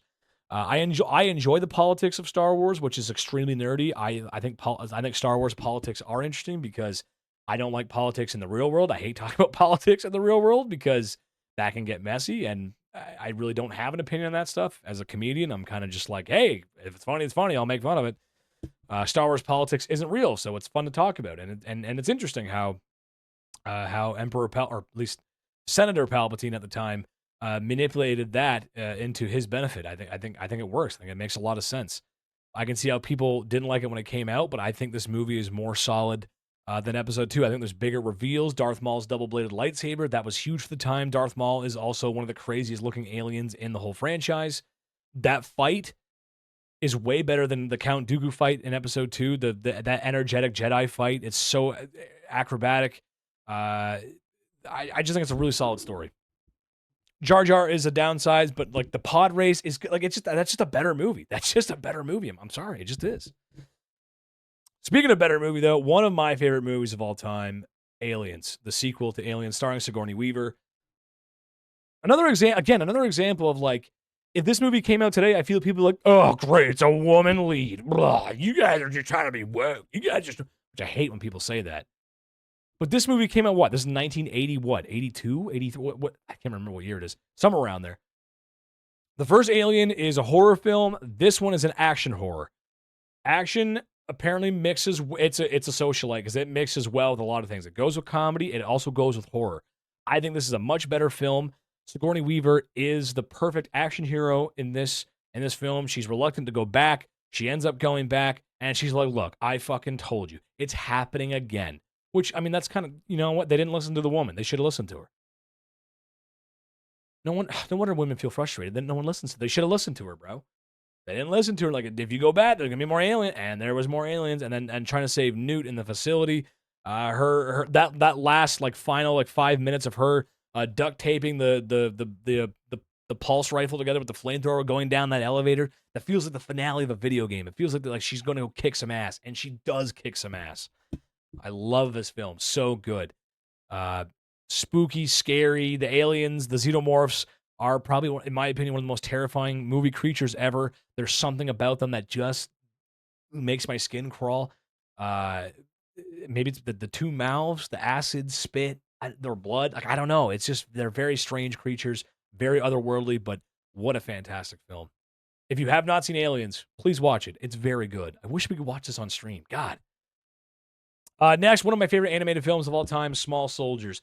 This is kind of like Toy Story, but with a little edge. Who plays the main guy, the main toy? It's oh my god, he's in The Fugitive. Also a good movie. Honorable mention, The Fugitive. I didn't kill my wife. I don't care. Tommy Lee Jones.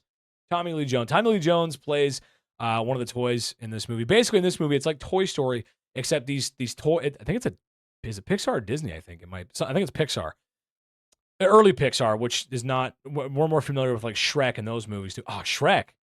Oh, Shrek might have to make the list too. Shit, Shrek didn't make the list. God damn it. I meant to miss top 70. Shit. Um, you know, what was I gonna say? This movie's about these toy developers who are they're struggling at this toy company, and they're like, we need a good idea. We want the bosses to like us.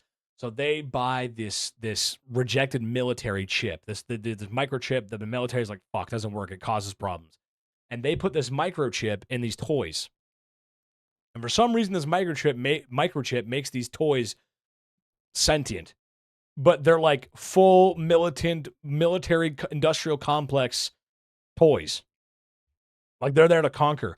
And then there's this other line of toys called the Gorgonites that are made along with them. They also have the military chip, but for some reason they're peaceful and loving. It's the way they were coded, man.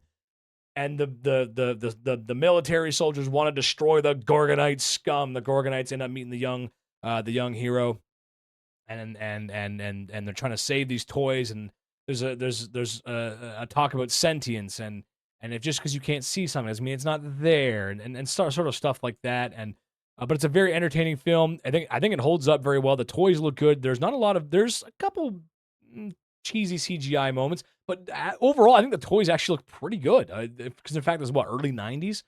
Kirsten Dunst is the love interest, and it's a really really fun film. A couple funny moments, kind of spooky a little bit. But Tommy Lee Jones is a fantastic voice for the commander of I can't remember just commander. I think it's just commander. I think Nick Nitro and a bunch of the other names. I don't really remember, but very fun film.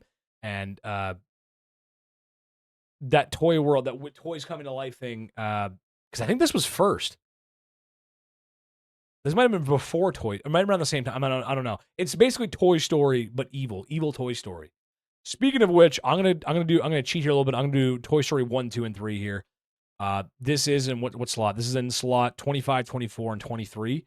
These are all interchangeable. I'm gonna say something pretty crazy here, okay? This is, in my opinion, as a film reviewer, I think this is the best trilogy of all time. I know. What? Lord, it is. All three of those movies are solid. All three of those movies work. They all look fantastic. The stories are all great. The characters are all lovable, very relatable. And the fact that Toy Story 3 came out, what? So Toy Story 3 was one of those like it's the Toy Story 3 sequel, the Toy Story 2 was one of those it was one of the long-awaited sequels where it's been like, hey, it's been 20 years, time for another RoboCop. You're like, ooh, I don't know, and you watch it like, boy, that's not that good. Toy Story 3 was one of those films. I think Toy Story 2 is what, 1998? Toy Story 3 I think is 2010. 12 years later, to have a sequel in the works for, I don't know if it was worked on for 12 years, but 12 years later, and to have a film that solid is insane. Now, Toy Story 4 is not good. Toy Story 4, 1, 2, and 3 is a story. The first one, a story of toy jealousy, of a new toy coming to take away the favorite toy's identity and his love of the child. 2 is, what if you're a lost toy? What do lost toys deal with? And are being stolen or are being sold for collectors, like a lot of and that's potent today. A lot of like Pokemon cards. Obviously Pokemon cards aren't sentient in our toys, but they're supposed to be child's playthings, but now adults are collecting them. There's a lot of cool ideas there. And the third one, what happens when your kid grows up? Which I think a lot of people might have asked critically when the first two came, like, what happens when Andy grows up? What happens? Well, now this one, Andy did grow up. He's going to college. The toys have to deal with that, and I think it was a perfect story to build on, because it was 10 years later, and Andy was 10 years older in the third one. So I think that is the best trilogy ever made. It's a solid trilogy. Love, happiness, sadness. It hits all the. It's just such a good film, and those are ones that I cannot wait to show my niece when she's a little bit older. Star Wars too. I really want to. She's really into Star Wars, at least the Lego Star Wars stuff, which I'm really happy about. But I think Toy Story is my favorite movie when I was a kid. I think they're really fantastic movies, and those I wish we could watch on stream, but Disney would obliterate me. Next, one of the best comedy movies ever made is Airplane. I think this movie holds up extremely well, even though there is some things in here that are a little controversial. There's a couple jokes that have, I don't know if we'd say that today. It's absolutely hilarious. This gave Leslie Nielsen a career. He was a successful actor before this, but mainly, well, I'd say mainly, but yeah, he was a dramatic actor.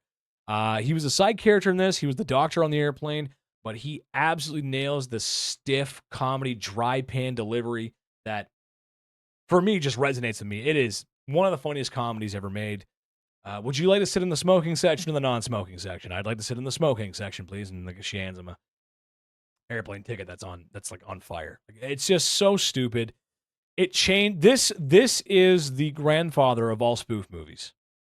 If you've ever seen a scary movie or disaster movie or any movie that's parody or spoof, this is the genesis of that. Or at least the first one to do that well commercially. It did very well in theaters. It's something that anytime it came on TV when I was younger, I'd watch it. My parents love this film. It's completely ridiculous. A spoof of what at the time was very popular was 70s disaster movies. Like a lot of them were airplane tragedy movies, but Mayday movie, like anything with like a people on some sort of vessel in disaster, like whatever. There was a lot of those movies in the 70s for some reason. And they made fun of it, and they did it in spades. They did it perfectly. Very, very funny movie. Highly recommended. Next, we're kind of getting into some more serious stuff here. This is The Godfather, 1973, I think. I can't remember what year. This is the movie. This is always going to be in someone's top 10 list. This is always going to be in someone's favorite 20, top 30. It's always going to be there. I think this is a fantastic film, and I think this is better than the second one. You notice the second one's not even on here. And the third one, forget about it. Forget about it. The first Godfather to me is a movie you have to pay attention to. It's a little bit older, so some people may struggle with it, and it's a little long-winded. But it's very well shot, it's very well written, and it's very well acted. I don't even think once they mention La Cosa Nostra in this movie. I don't even think they say the word. The word mafia never gets mentioned, and that's usually a good sign because the mafia doesn't say, "Hey, we're in the mafia." At the time, a very authentic movie, and I feel like for Italian Americans, it's kind of like maybe a little bit of a sense of pride, a little bit, kind of like Rocky is. You know what I mean? Italian Americans, you know what I'm talking about. Even though they're not in the mafia, but just it's very Italian coded. Al Pacino's Michael Corleone. I love the Michael Corleone story and arc in this film much better than the second one. I don't think the second one works as much. I prefer the flashbacks in the second film. The ending montage of the Don's assassination in this is fantastic. And of course, Marlon Brando as Don Corleone is just, come on. Of all the top 10 impressions to do, that's always up there. Don Corleone, Marlon Brando's Don Corleone is it'll always be one of this movie is stuck in pop culture, and there's nothing we can do about it. Now, Peter Griffin says it insists upon itself. I kind of see where he's coming from that, but I do think there's other movies that insist upon themselves more. But it is, as Lois Griffin would say, the perfect movie. I think it's a really good movie. A little long-winded. I think the wedding scene in the beginning is a little long. And you do have to pay attention because there's a lot of subtext to what's actually going on. But a very, very, very powerful film and something that I would highly recommend. Next, we go into the original Star Wars, or as I know it, Episode 4, A New Hope. This film is so important to me as someone who loves Star Wars, who loves older films, who loves filmmaking. This movie will always be in a top 10 list for the best critically made films of all time for a lot of reasons. Star Wars had every reason to fail, and it became a monumental success. It is one of the most successful movies and franchises of all time for a reason, and everything here freaking works. Uh, at its core, why I like Star Wars so much is because at its core, when you really think about it, it is a college level film. I'm like, what are you talking about? No, there's more quality than that because that's how they approached it. George Lucas already had a couple films under his belt when he had made Star Wars. So I don't know what the original budget for Star Wars was, but it wouldn't have been very much. And to achieve what they did just with the special effects alone with Star Wars for 1977, I believe it came out, was very impressive. The in particular, actually, well, like ILM, their special effects with the Death Star, they created so many different methods for making this film. In particular, with the Death Star, with making I think they call it just mashup, where you go to a hobby shop and you buy a bunch of those little tanks and airplanes and stuff they had to glue together and paint. And they took all these models and they mashed up all these pieces and they just glued them all together on the set. Didn't paint them, kept them nice and imperial space gray, and just mashed all these pieces up. And it creates the sort of industrial sci-fi look that, frankly, was kind of the first to do it. Now, Star Wars did take a lot of inspiration from other movies. Metropolis 1928 with like C-3PO, for example. That's a very impressive sci-fi movie. Like, I think it's 1928. Very impressive.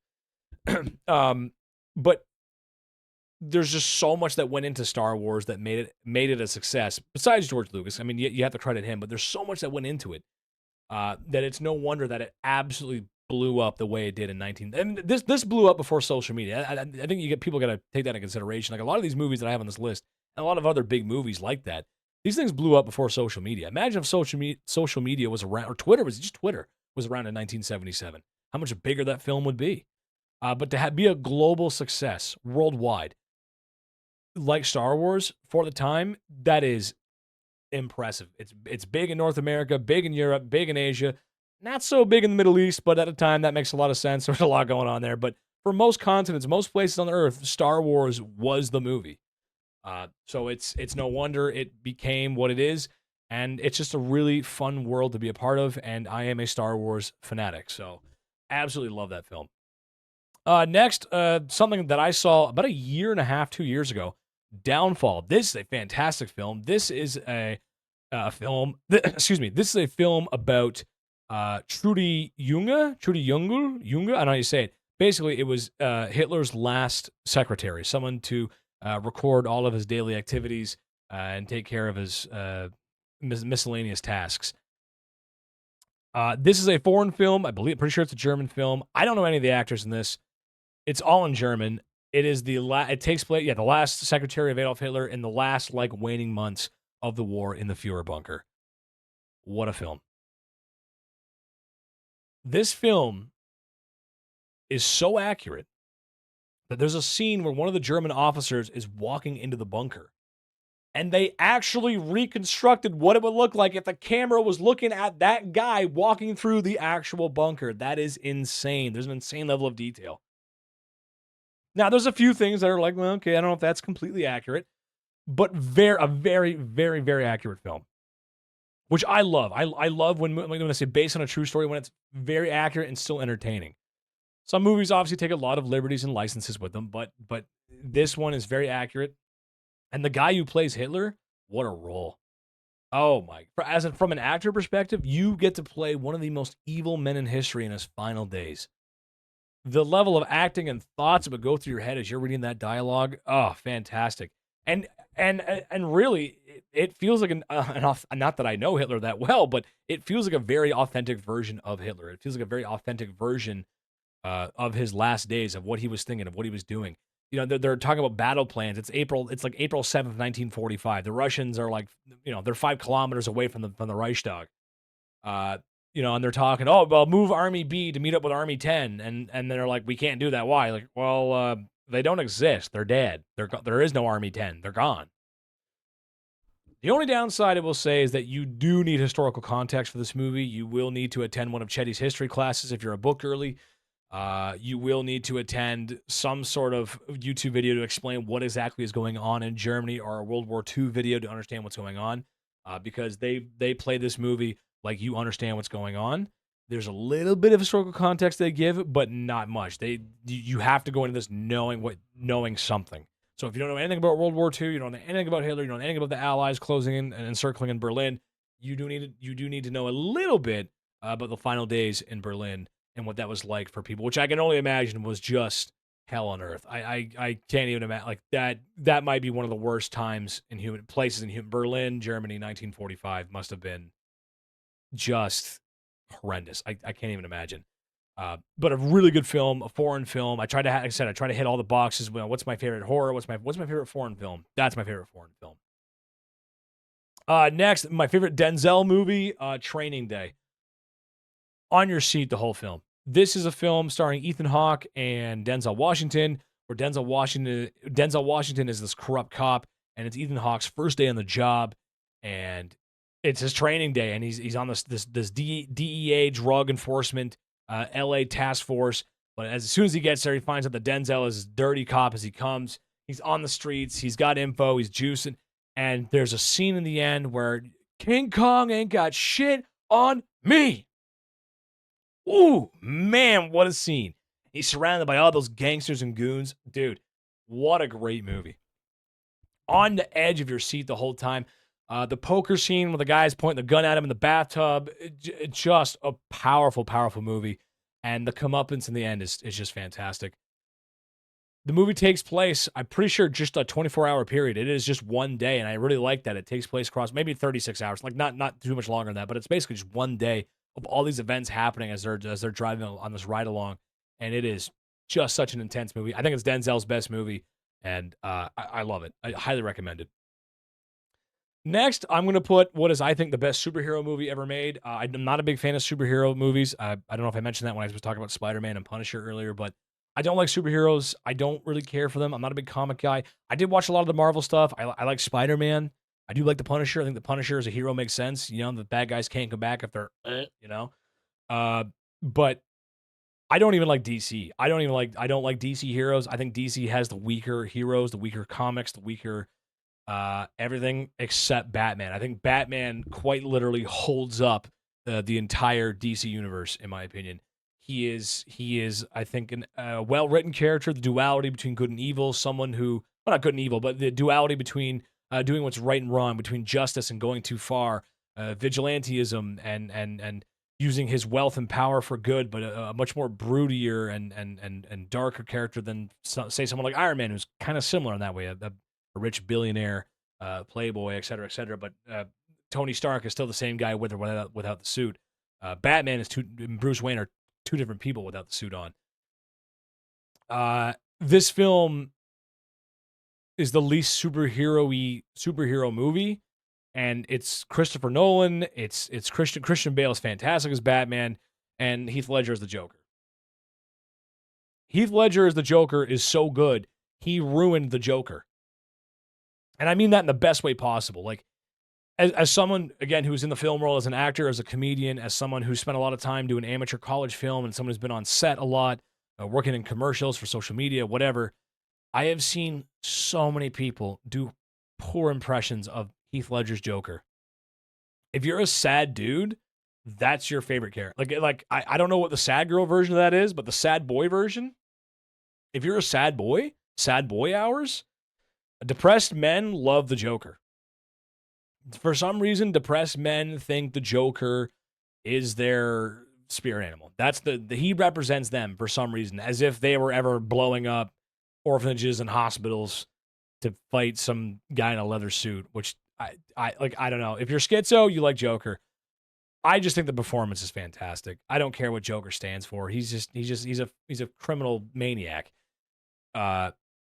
His performance is just so iconic. It's such a different take on the Joker than what we've ever seen before, but also very true to what the characterization of what the Joker is, and he will be forever immortalized as that character. I know he's done a bunch of stuff. I know Heath Ledger was kind of the romantic comedy guy for a little bit too, but I mean, you don't even recognize him. You can't even tell it's him.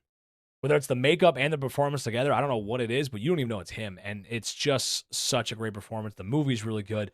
All the actors are well casted, in my opinion, and it's something that I can come back to, even if it is a little corny with, I'm not wearing hockey pads.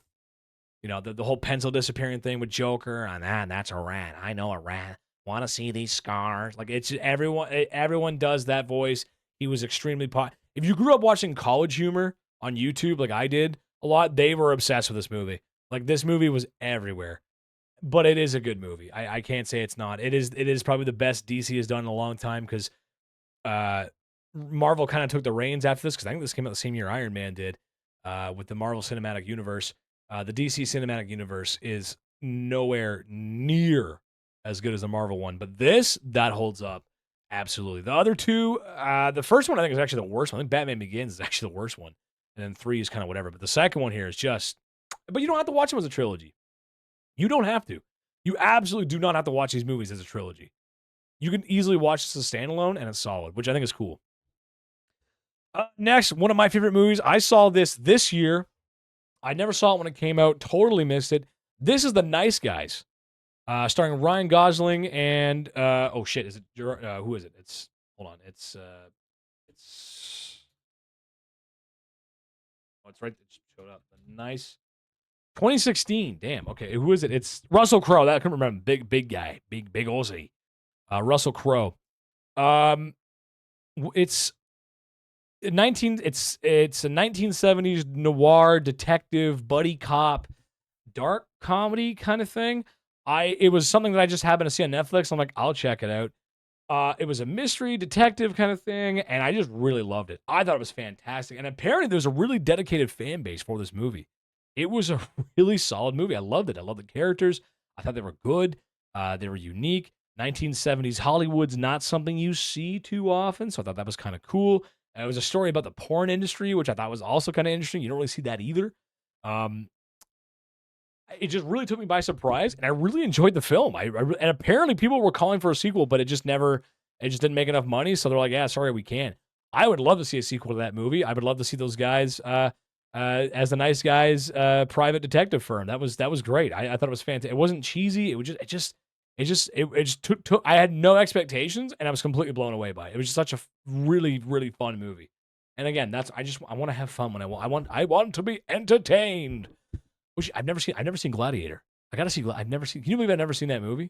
I gotta go see that.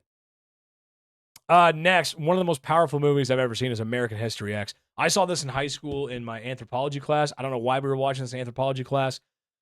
This is a brutal movie. This is about it's about racial tensions between white and black Americans. In particular, not too long after the whole Rodney King thing.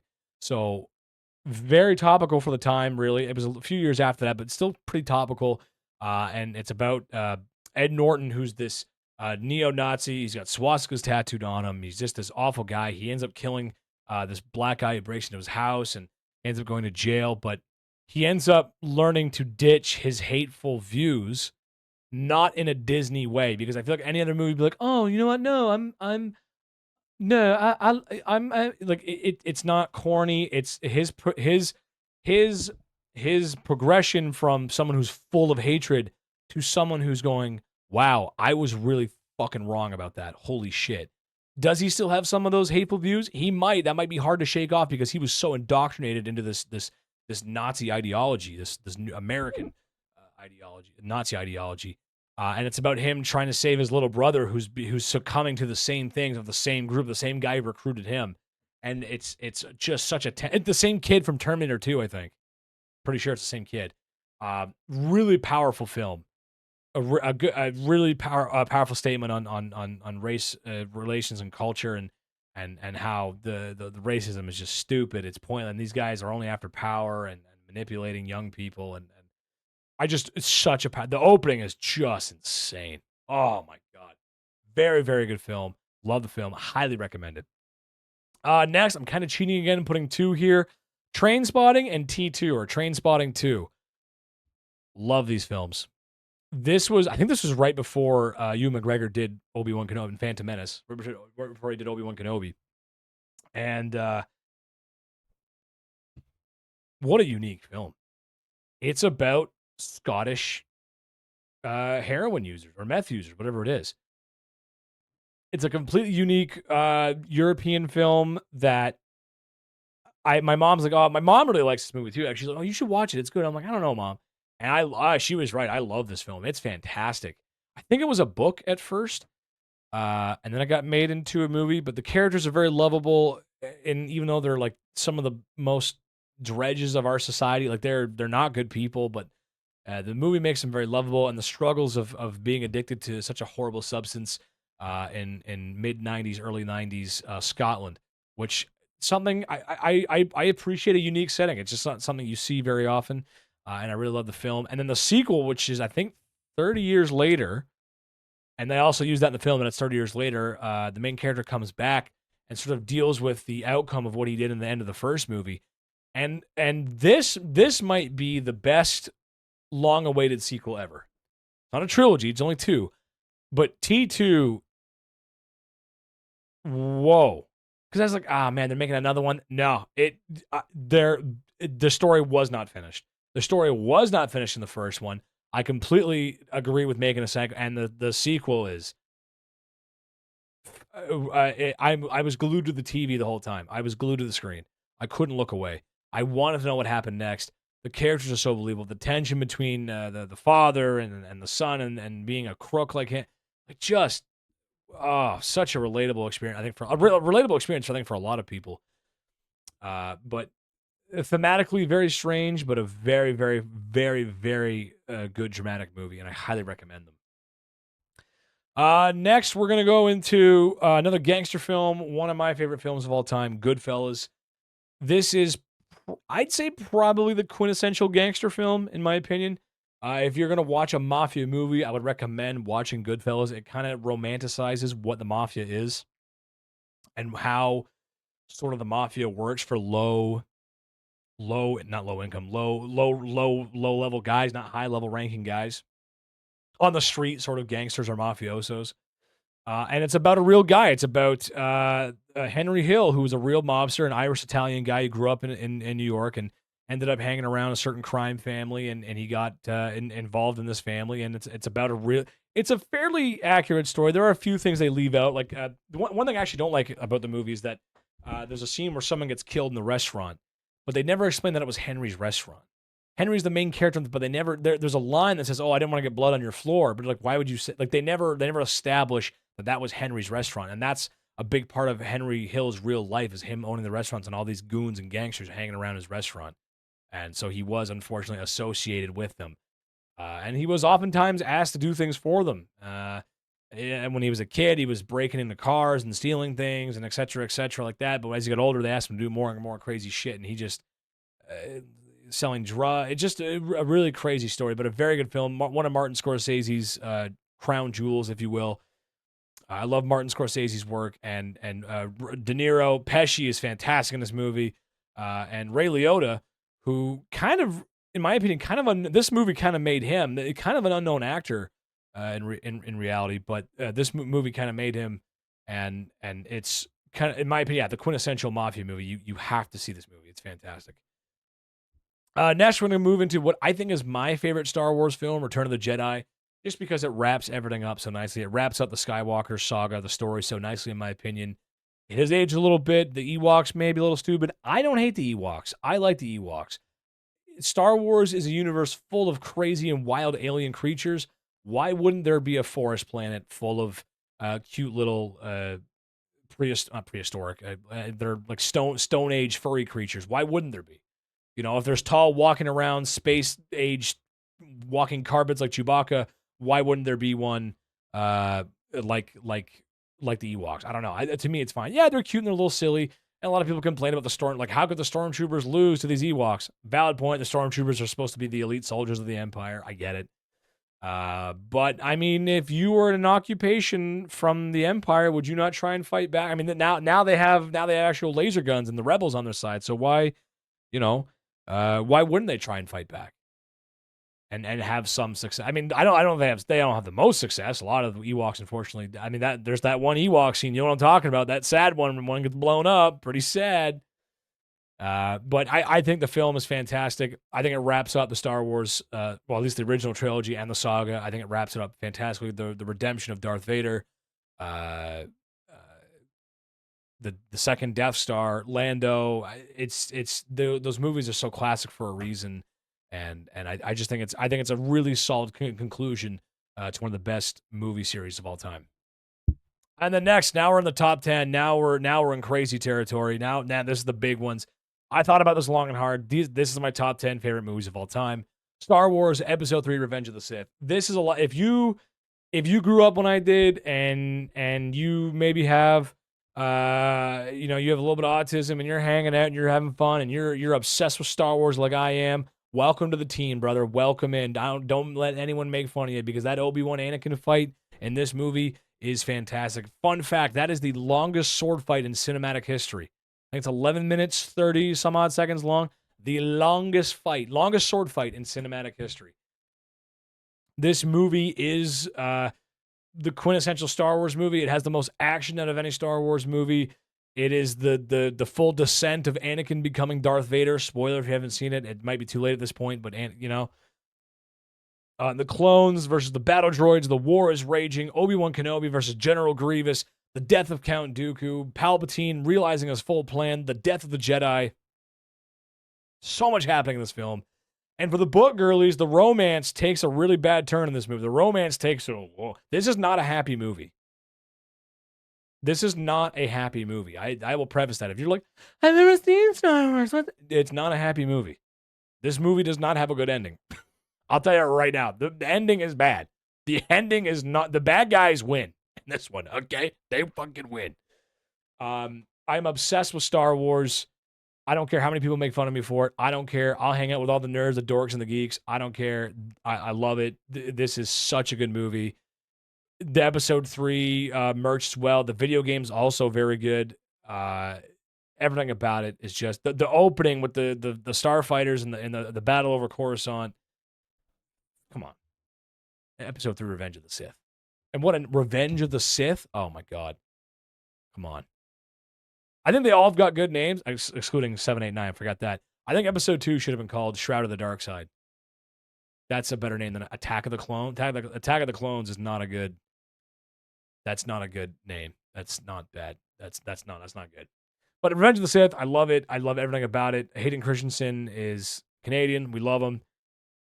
His acting's a little stiff in it. The dialogue's a little whatever, but it's really hard to imagine anyone else as Anakin Skywalker. Hayden Christensen is Anakin Skywalker. He will always be Anakin Skywalker to me. And this film is it's the best. I think it's the second best Star Wars film, in my opinion. In my humble opinion. Next we go into another Scorsese movie, The Wolf of Wall Street. This top 10 here is really going to show you how much I love The Wolf of Wall Street. The Wolf of Wall Street is a movie that I saw a trailer for way back in the day, and I was like, wow, that looks like it's going to be a good movie. And my expectations were high, and I was blown away. It's about Jordan Belfort, a real guy, this corrupt Wall Street broker who manipulated millions of dollars, embezzled millions of dollars, an absolute piece of shit, but a fantastic movie. His life of luxury, debauchery is one that needed to be recorded down in history because he might be the biggest Wall Street guy of all time. Like, he is Wall Street. However, I will say that, again, I do find it a little strange that a lot of young men see this and they see the hookers and the drugs and the money and they're like, that's what I want. I want fast women and fast cars and this and that. And they don't see the tragedy of this man's life. The guy is the guy's still a piece of shit now, I'm pretty sure. Like, he's probably pumped doing crypto dumps or something like that, whatever. But he is an awful person. And I think people miss that. They miss that because, like, oh, well, it is romanticizing his life, because there is an element of that. True, yeah, he's got millions of dollars, he can do whatever the fuck he wants, private jets, all these hookers, the drug, whatever. But it is a very sad and lonely life, and it's a life that he ended up paying for dearly because, yeah, he lost most of his money. He hurt a lot of people, but also it's a story about corrupt corporate America and how Wall Street. I mean, he went to jail. He went to jail with Cheech from Cheech and Chong, or Chong. He went to jail with one of them, whichever one was on that '70s show. He was in a jail cell with him. He didn't go to a real jail. He didn't go to maximum security prison. He's rich. So it's a story about money. It's a story about corruption. It's a story about letting yourself go, like, uh, letting that life take over you. And because he is a financial criminal. It's not the same as a mafia criminal or something like that. Whereas you might see a similar story in those movies. No one was going to come and whack Jordan. No one was going to come and kill him. Nothing was going to stop him but himself. And because he was so corrupt and like he was the monster stopped itself because it couldn't continue anymore. Whereas in the mafia movies, the gangster movies, you'll probably you'll end up in debt or jail. Like that's it. Like that's where you end up. But with him, his jail looks different, and he's not a gangster, so no one's coming to whack him. So it's just a very, very, very, very powerful movie, I think, and a very misinterpreted movie, in my opinion, too. You should not want, and same with American Psycho, there's similarities there, too. You should not want to be these guys. You don't want to be these guys. That's the lesson. Maybe some people do. Maybe some people are evil. I don't know. Next, my second favorite Scorsese movie is Casino. This came out very soon, right after Goodfellas. This is another it's a mafia story, but more focused. This one's more laser focused on the Las Vegas and the mafia's involvings in Las Vegas, and more specifically, a man named Lefty Rosenthal, who in the movie I think it's called Ace Rothstein, but real life Lefty Rosenthal, who was a bookie and a sports bettor who had mafia ties, who the mafia put in control of a couple of casinos in Las Vegas to help with a money skim where they would take money out of the money room every month and use for their evil underground criminal evil doings, if you will. And it's a long movie, but I think Joe Pesci here he's kind of the same character he is in Goodfellas, but he nails the role. And this movie is a little more accurate in that sense. Joe Pesci played a guy named Tommy in Goodfellas, who was similar to Joe Pesci's character, but the real guy was like 6 foot tall, big guy, big mustache, whatever. The real guy that Joe Pesci plays in Casino is almost basically Joe Pesci. It was a little guy, extremely violent, Napoleon complex, wanted for dozens of murders, and they were probably always right because it probably was him. He was called the Ant, Nicky Spalacci, something like that. Absolute real gangster, absolute just OG Italian mafioso, and he plays him perfectly. And the movie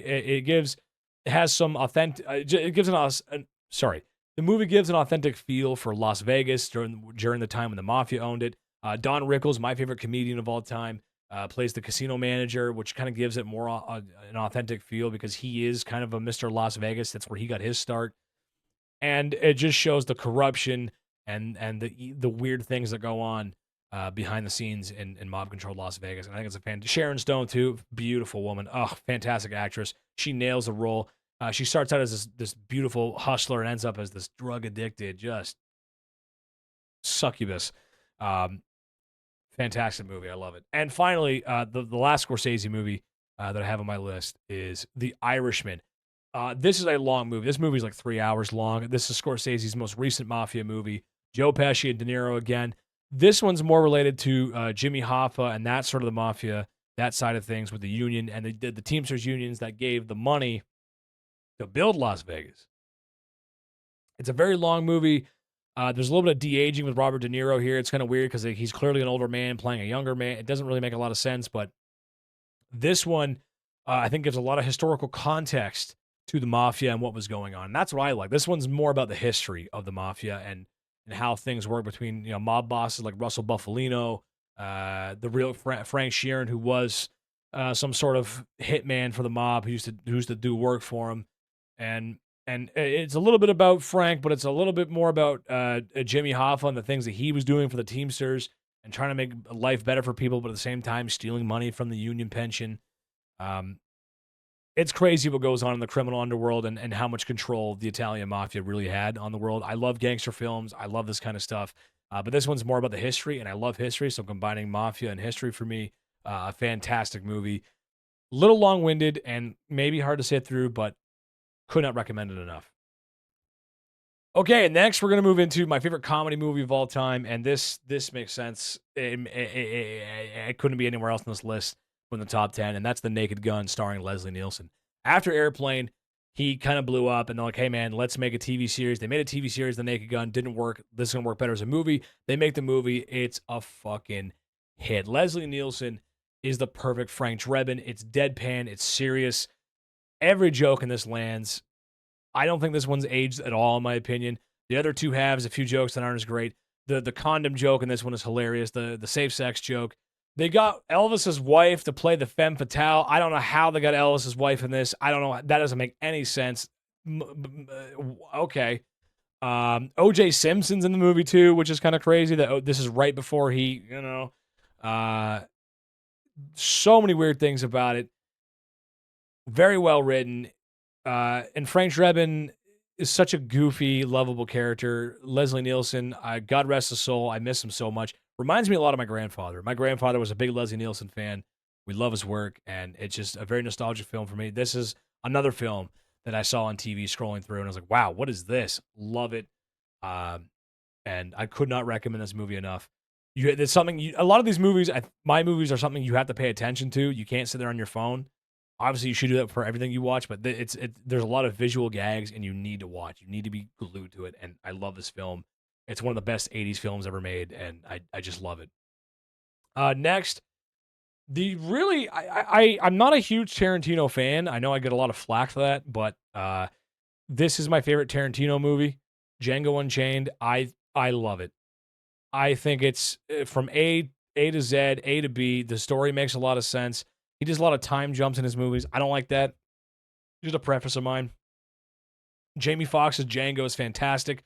Christoph Waltz as Dr. Schultz is just amazing. Leo as Monsieur Candy is fantastic. It's a spaghetti western, but how do I describe it? There's a scene in the movie where Christoph Waltz describes Jamie Foxx's Django as the fastest gun in the South. We've seen the fastest gun in the West. This is the fastest gun in the South. A freed slave who becomes a bounty hunter and an excellent gunslinger. I love this movie. It's a statement about America right before the Civil War, the Atlantic slave trade, the horrible treatment of black slaves in America, and the way the South really thinks and treats people. The blood, the guts, the gore, the action, the soundtrack and music is so great. The shootout scene in the mansion is gorgeous. It's also a little bit of a suspense film because you're like, ooh, you never know where it's gonna go because people get shot and they get shot and they die. There's no coming back. There's no and Samuel L. Jackson as I can't remember his name, and as the house slave. Oh my god, what a role! Fucking evil bastard. Just the scenes where him and Django are together are just so toxic, and it's gonna boil over, and you're just waiting for it to. The whole German of the Dr. Schultz being a German dentist, it's so unique. It's so interesting. There's some funny moments, there's some charming moments, and then going after Broomhilda. I love this film. It's a movie I could watch 1,000 times over. It's Tarantino's best work in my opinion. It's one of the best westerns ever made in my opinion. It's just so different, but so on par for what a spaghetti western should be. And it's I could not recommend this movie enough. I really love Django Unchained. Love that movie. Next, my favorite action movie of all time, the first Die Hard movie. This was Bruce Willis's breakout role. Bruce Willis, he actually kind of was a soap opera actor before this, and certainly had some success. I mean, as an actor myself, hey, if a soap opera wants to hire me, I'd do it. I could use the money. I could use the work right now. Why not? But you do that for a long time. You want to break out of that role. You don't want to be known as that guy forever. And Bruce Willis has the comedy chops to be an action comedy star. And that's what Die Hard is. It's all Bruce Willis, 1980s, Nakatomi Plaza, synthwave music, bad guys, Hans Gruber, Severus Snape wants some money, and it's just one of the best Christmas movies of all time. Now, I'm not saying that to be edgy. A lot of people will say that to be edgelords. Like, well, Die Hard's a Christmas movie. I'm not saying that to be an edgelord. The movie is Christmas themed. I don't care what anyone says. The whole plot of the movie is based around Christmas. He goes to reconnect with his separate. I don't think they're divorced yet, but they're separated. his separated wife at Christmas. She's using a Christmas party, the themes that the themes and season, the season of good tidings and joy, to reconnect with her separated husband. If that's not a Christmas movie, I don't know what is. On top of that, the Christmas imaging, the Christmas trees, the Christmas music, the references to Christmas songs. Like it, it must be a Christmas miracle. When they open the safe, it must be a Christmas miracle. Is it the most Christmas movie of all time? No, I'd say Miracle on 34th Street beats that. But it is a Christmas movie. It absolutely is. Is it an unconventional Christmas movie? Yes, but it is a Christmas movie. And I'm not saying it to be an edgelord because I hate when people do that just to be edgy. It's cringe. But this is a Christmas movie. Full stop. But a very good movie. Bruce Willis, breakout role. He's fantastic in it. The villain's good. They don't fuck around in this movie. It's an 80s movie. If you don't give them the money, they shoot. They kill the hostages. These are German terrorists. For some reason, they're German. I guess going for the whole. I mean, at the time, it was kind of topical. Germany was a hot spot for political drama in the 80s as well, so it makes sense.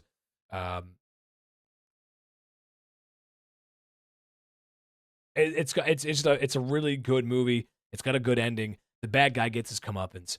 It's I love it. One of the best action movies ever made. So many iconic lines. Yippee-ki-yay, motherfucker. Next time you have a chance to shoot someone, maybe you should. Okay, I'll take that advice. Shoots the guy. Ho, ho, ho. Now I have a machine gun. Come on. That's fantastic. And then moving into my favorite gangster film of all time, an Al Pacino film, Scarface. Now, there was an original Scarface that came out in 1930-something, but this is the 1982 Brian De Palma film. This is one of Tarantino's favorite films, too, funny enough.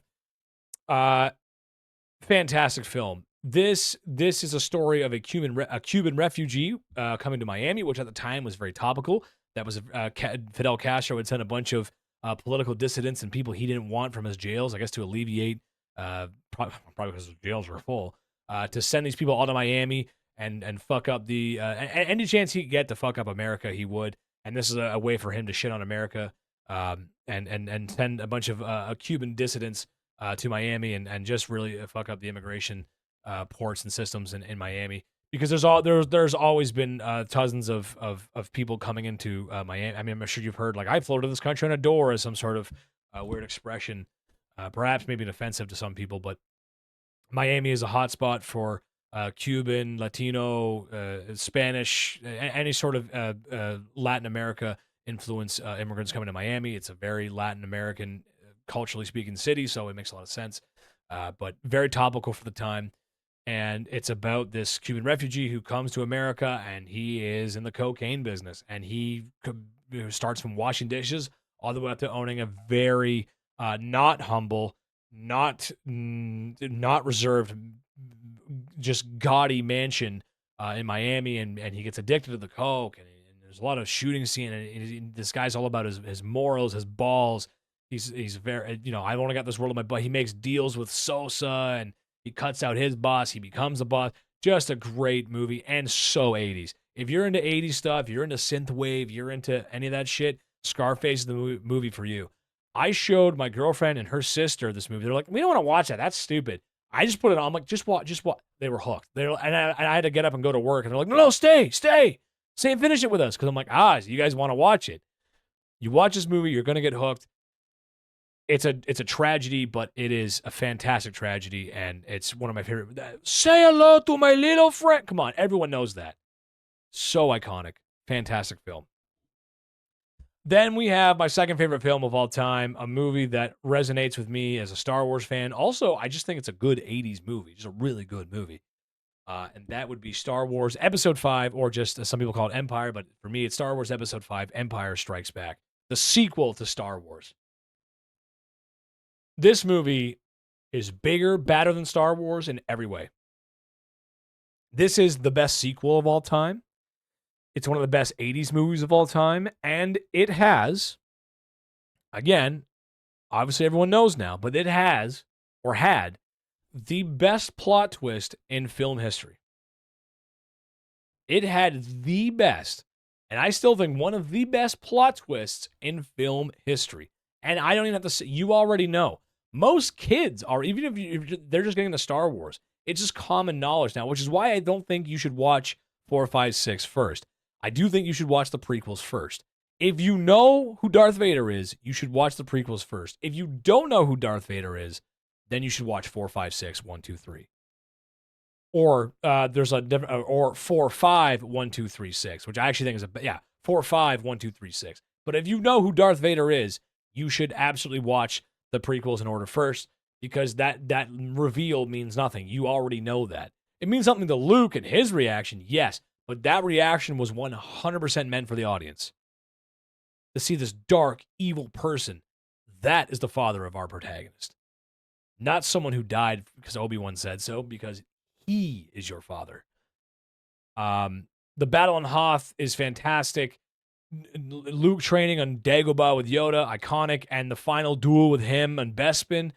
Different planets, different locales, beautiful sets. Lando Calrissian, I love Lando as the swindling gambler, hustler sort of character.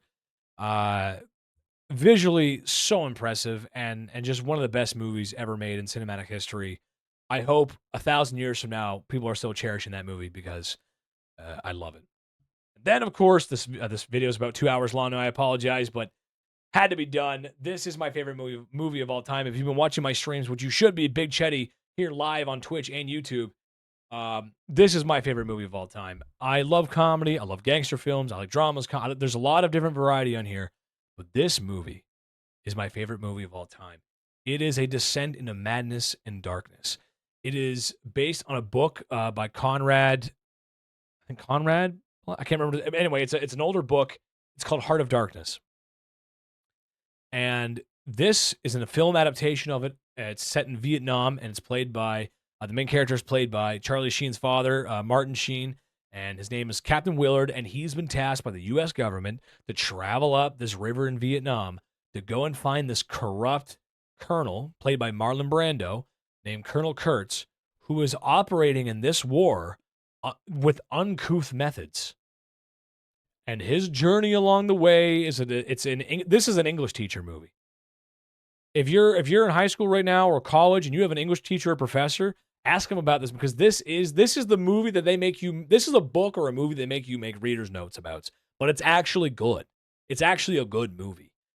Visually very impressive, very quotable. Fantastic actors in it, and it's easy to understand and follow the themes and understand what's happening in the movie. Whereas the book's a little hard, because it's about like late 1800s colonial Africa, going up the Congo River. This one's a little more palatable because it's the Vietnam War, something that now is very far away from most people, but still perhaps a sore spot for most Americans. And it's a very iconic film for many reasons. I also enjoy personally the behind the scenes stuff of everything that went on. Coppola went almost nuts making this film, the typhoons. Martin Sheen had a heart attack. Marlon Brando took money up front and then showed up to set overweight. He's supposed to be this guy in the jungle that's been lost in the jungle working with tribals and crazy people, and he's overweight. Looks like he's been eating chocolate chip cookies at McDonald's his whole life. And I love the ending. I love the finale. I love every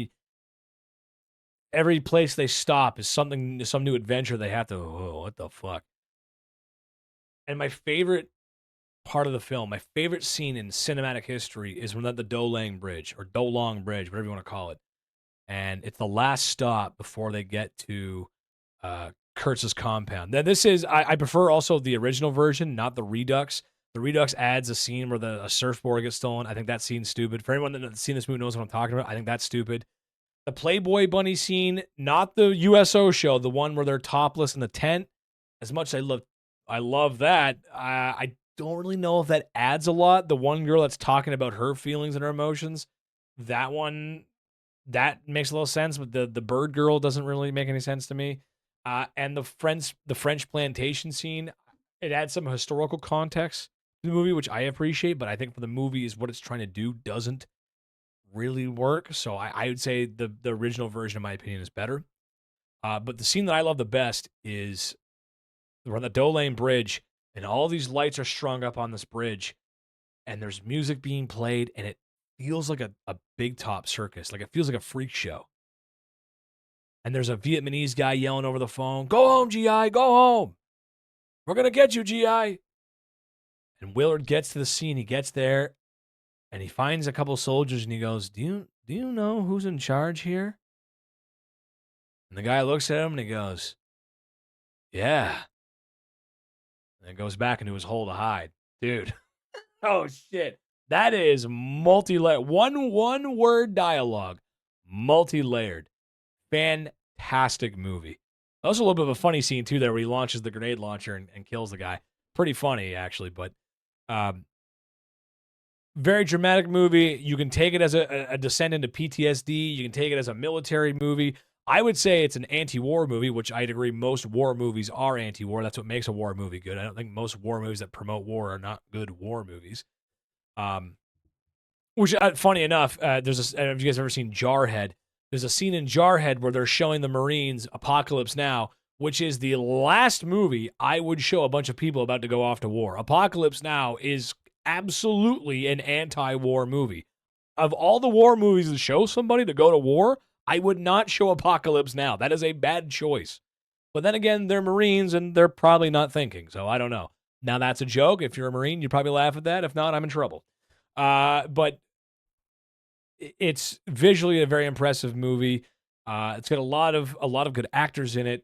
It's a long movie, but I like it as both the sort of the journey inside one's mind, and also I enjoy it as a historical look at what went wrong in Vietnam. Because while they don't touch on that too much, it is there's a point in the movie where Willard's talking to himself in the boat, and he's saying, they want me to go up there and kill this guy for being a murderer, but like charging someone for murder out here is like giving someone a speeding ticket at the Indy 500. Like, what's the point? Everyone's killing each other out here. What are you talking about? It doesn't make any sense. And he's got a point. This is war. Whether his methods now, I would agree that Captain Kurtz's methods are uncouth. He is going cuckoo. He's gone nuts. Like, he's gone crazy. The idea that there's a method to war is also kind of an absurd idea. So, a very, very good movie. I wish we could watch it. I doubt we can. Maybe we will. I don't know, because I saw it on YouTube, so we might be able to. I don't know, watch it on stream. I don't know. Very good movie. Obviously not the one with the topless Playboy bunnies in it, but still a very, very good movie. I love it, and that completes my list. So if you made it to the end of this podcast, a solo podcast sort of video, thank you so much. I love you guys, and I will see you in my streams. I'm going live later tonight, so make sure you're there. I will see you guys soon. Thank you so much for watching. Make sure you like, leave a comment. Bye, everybody.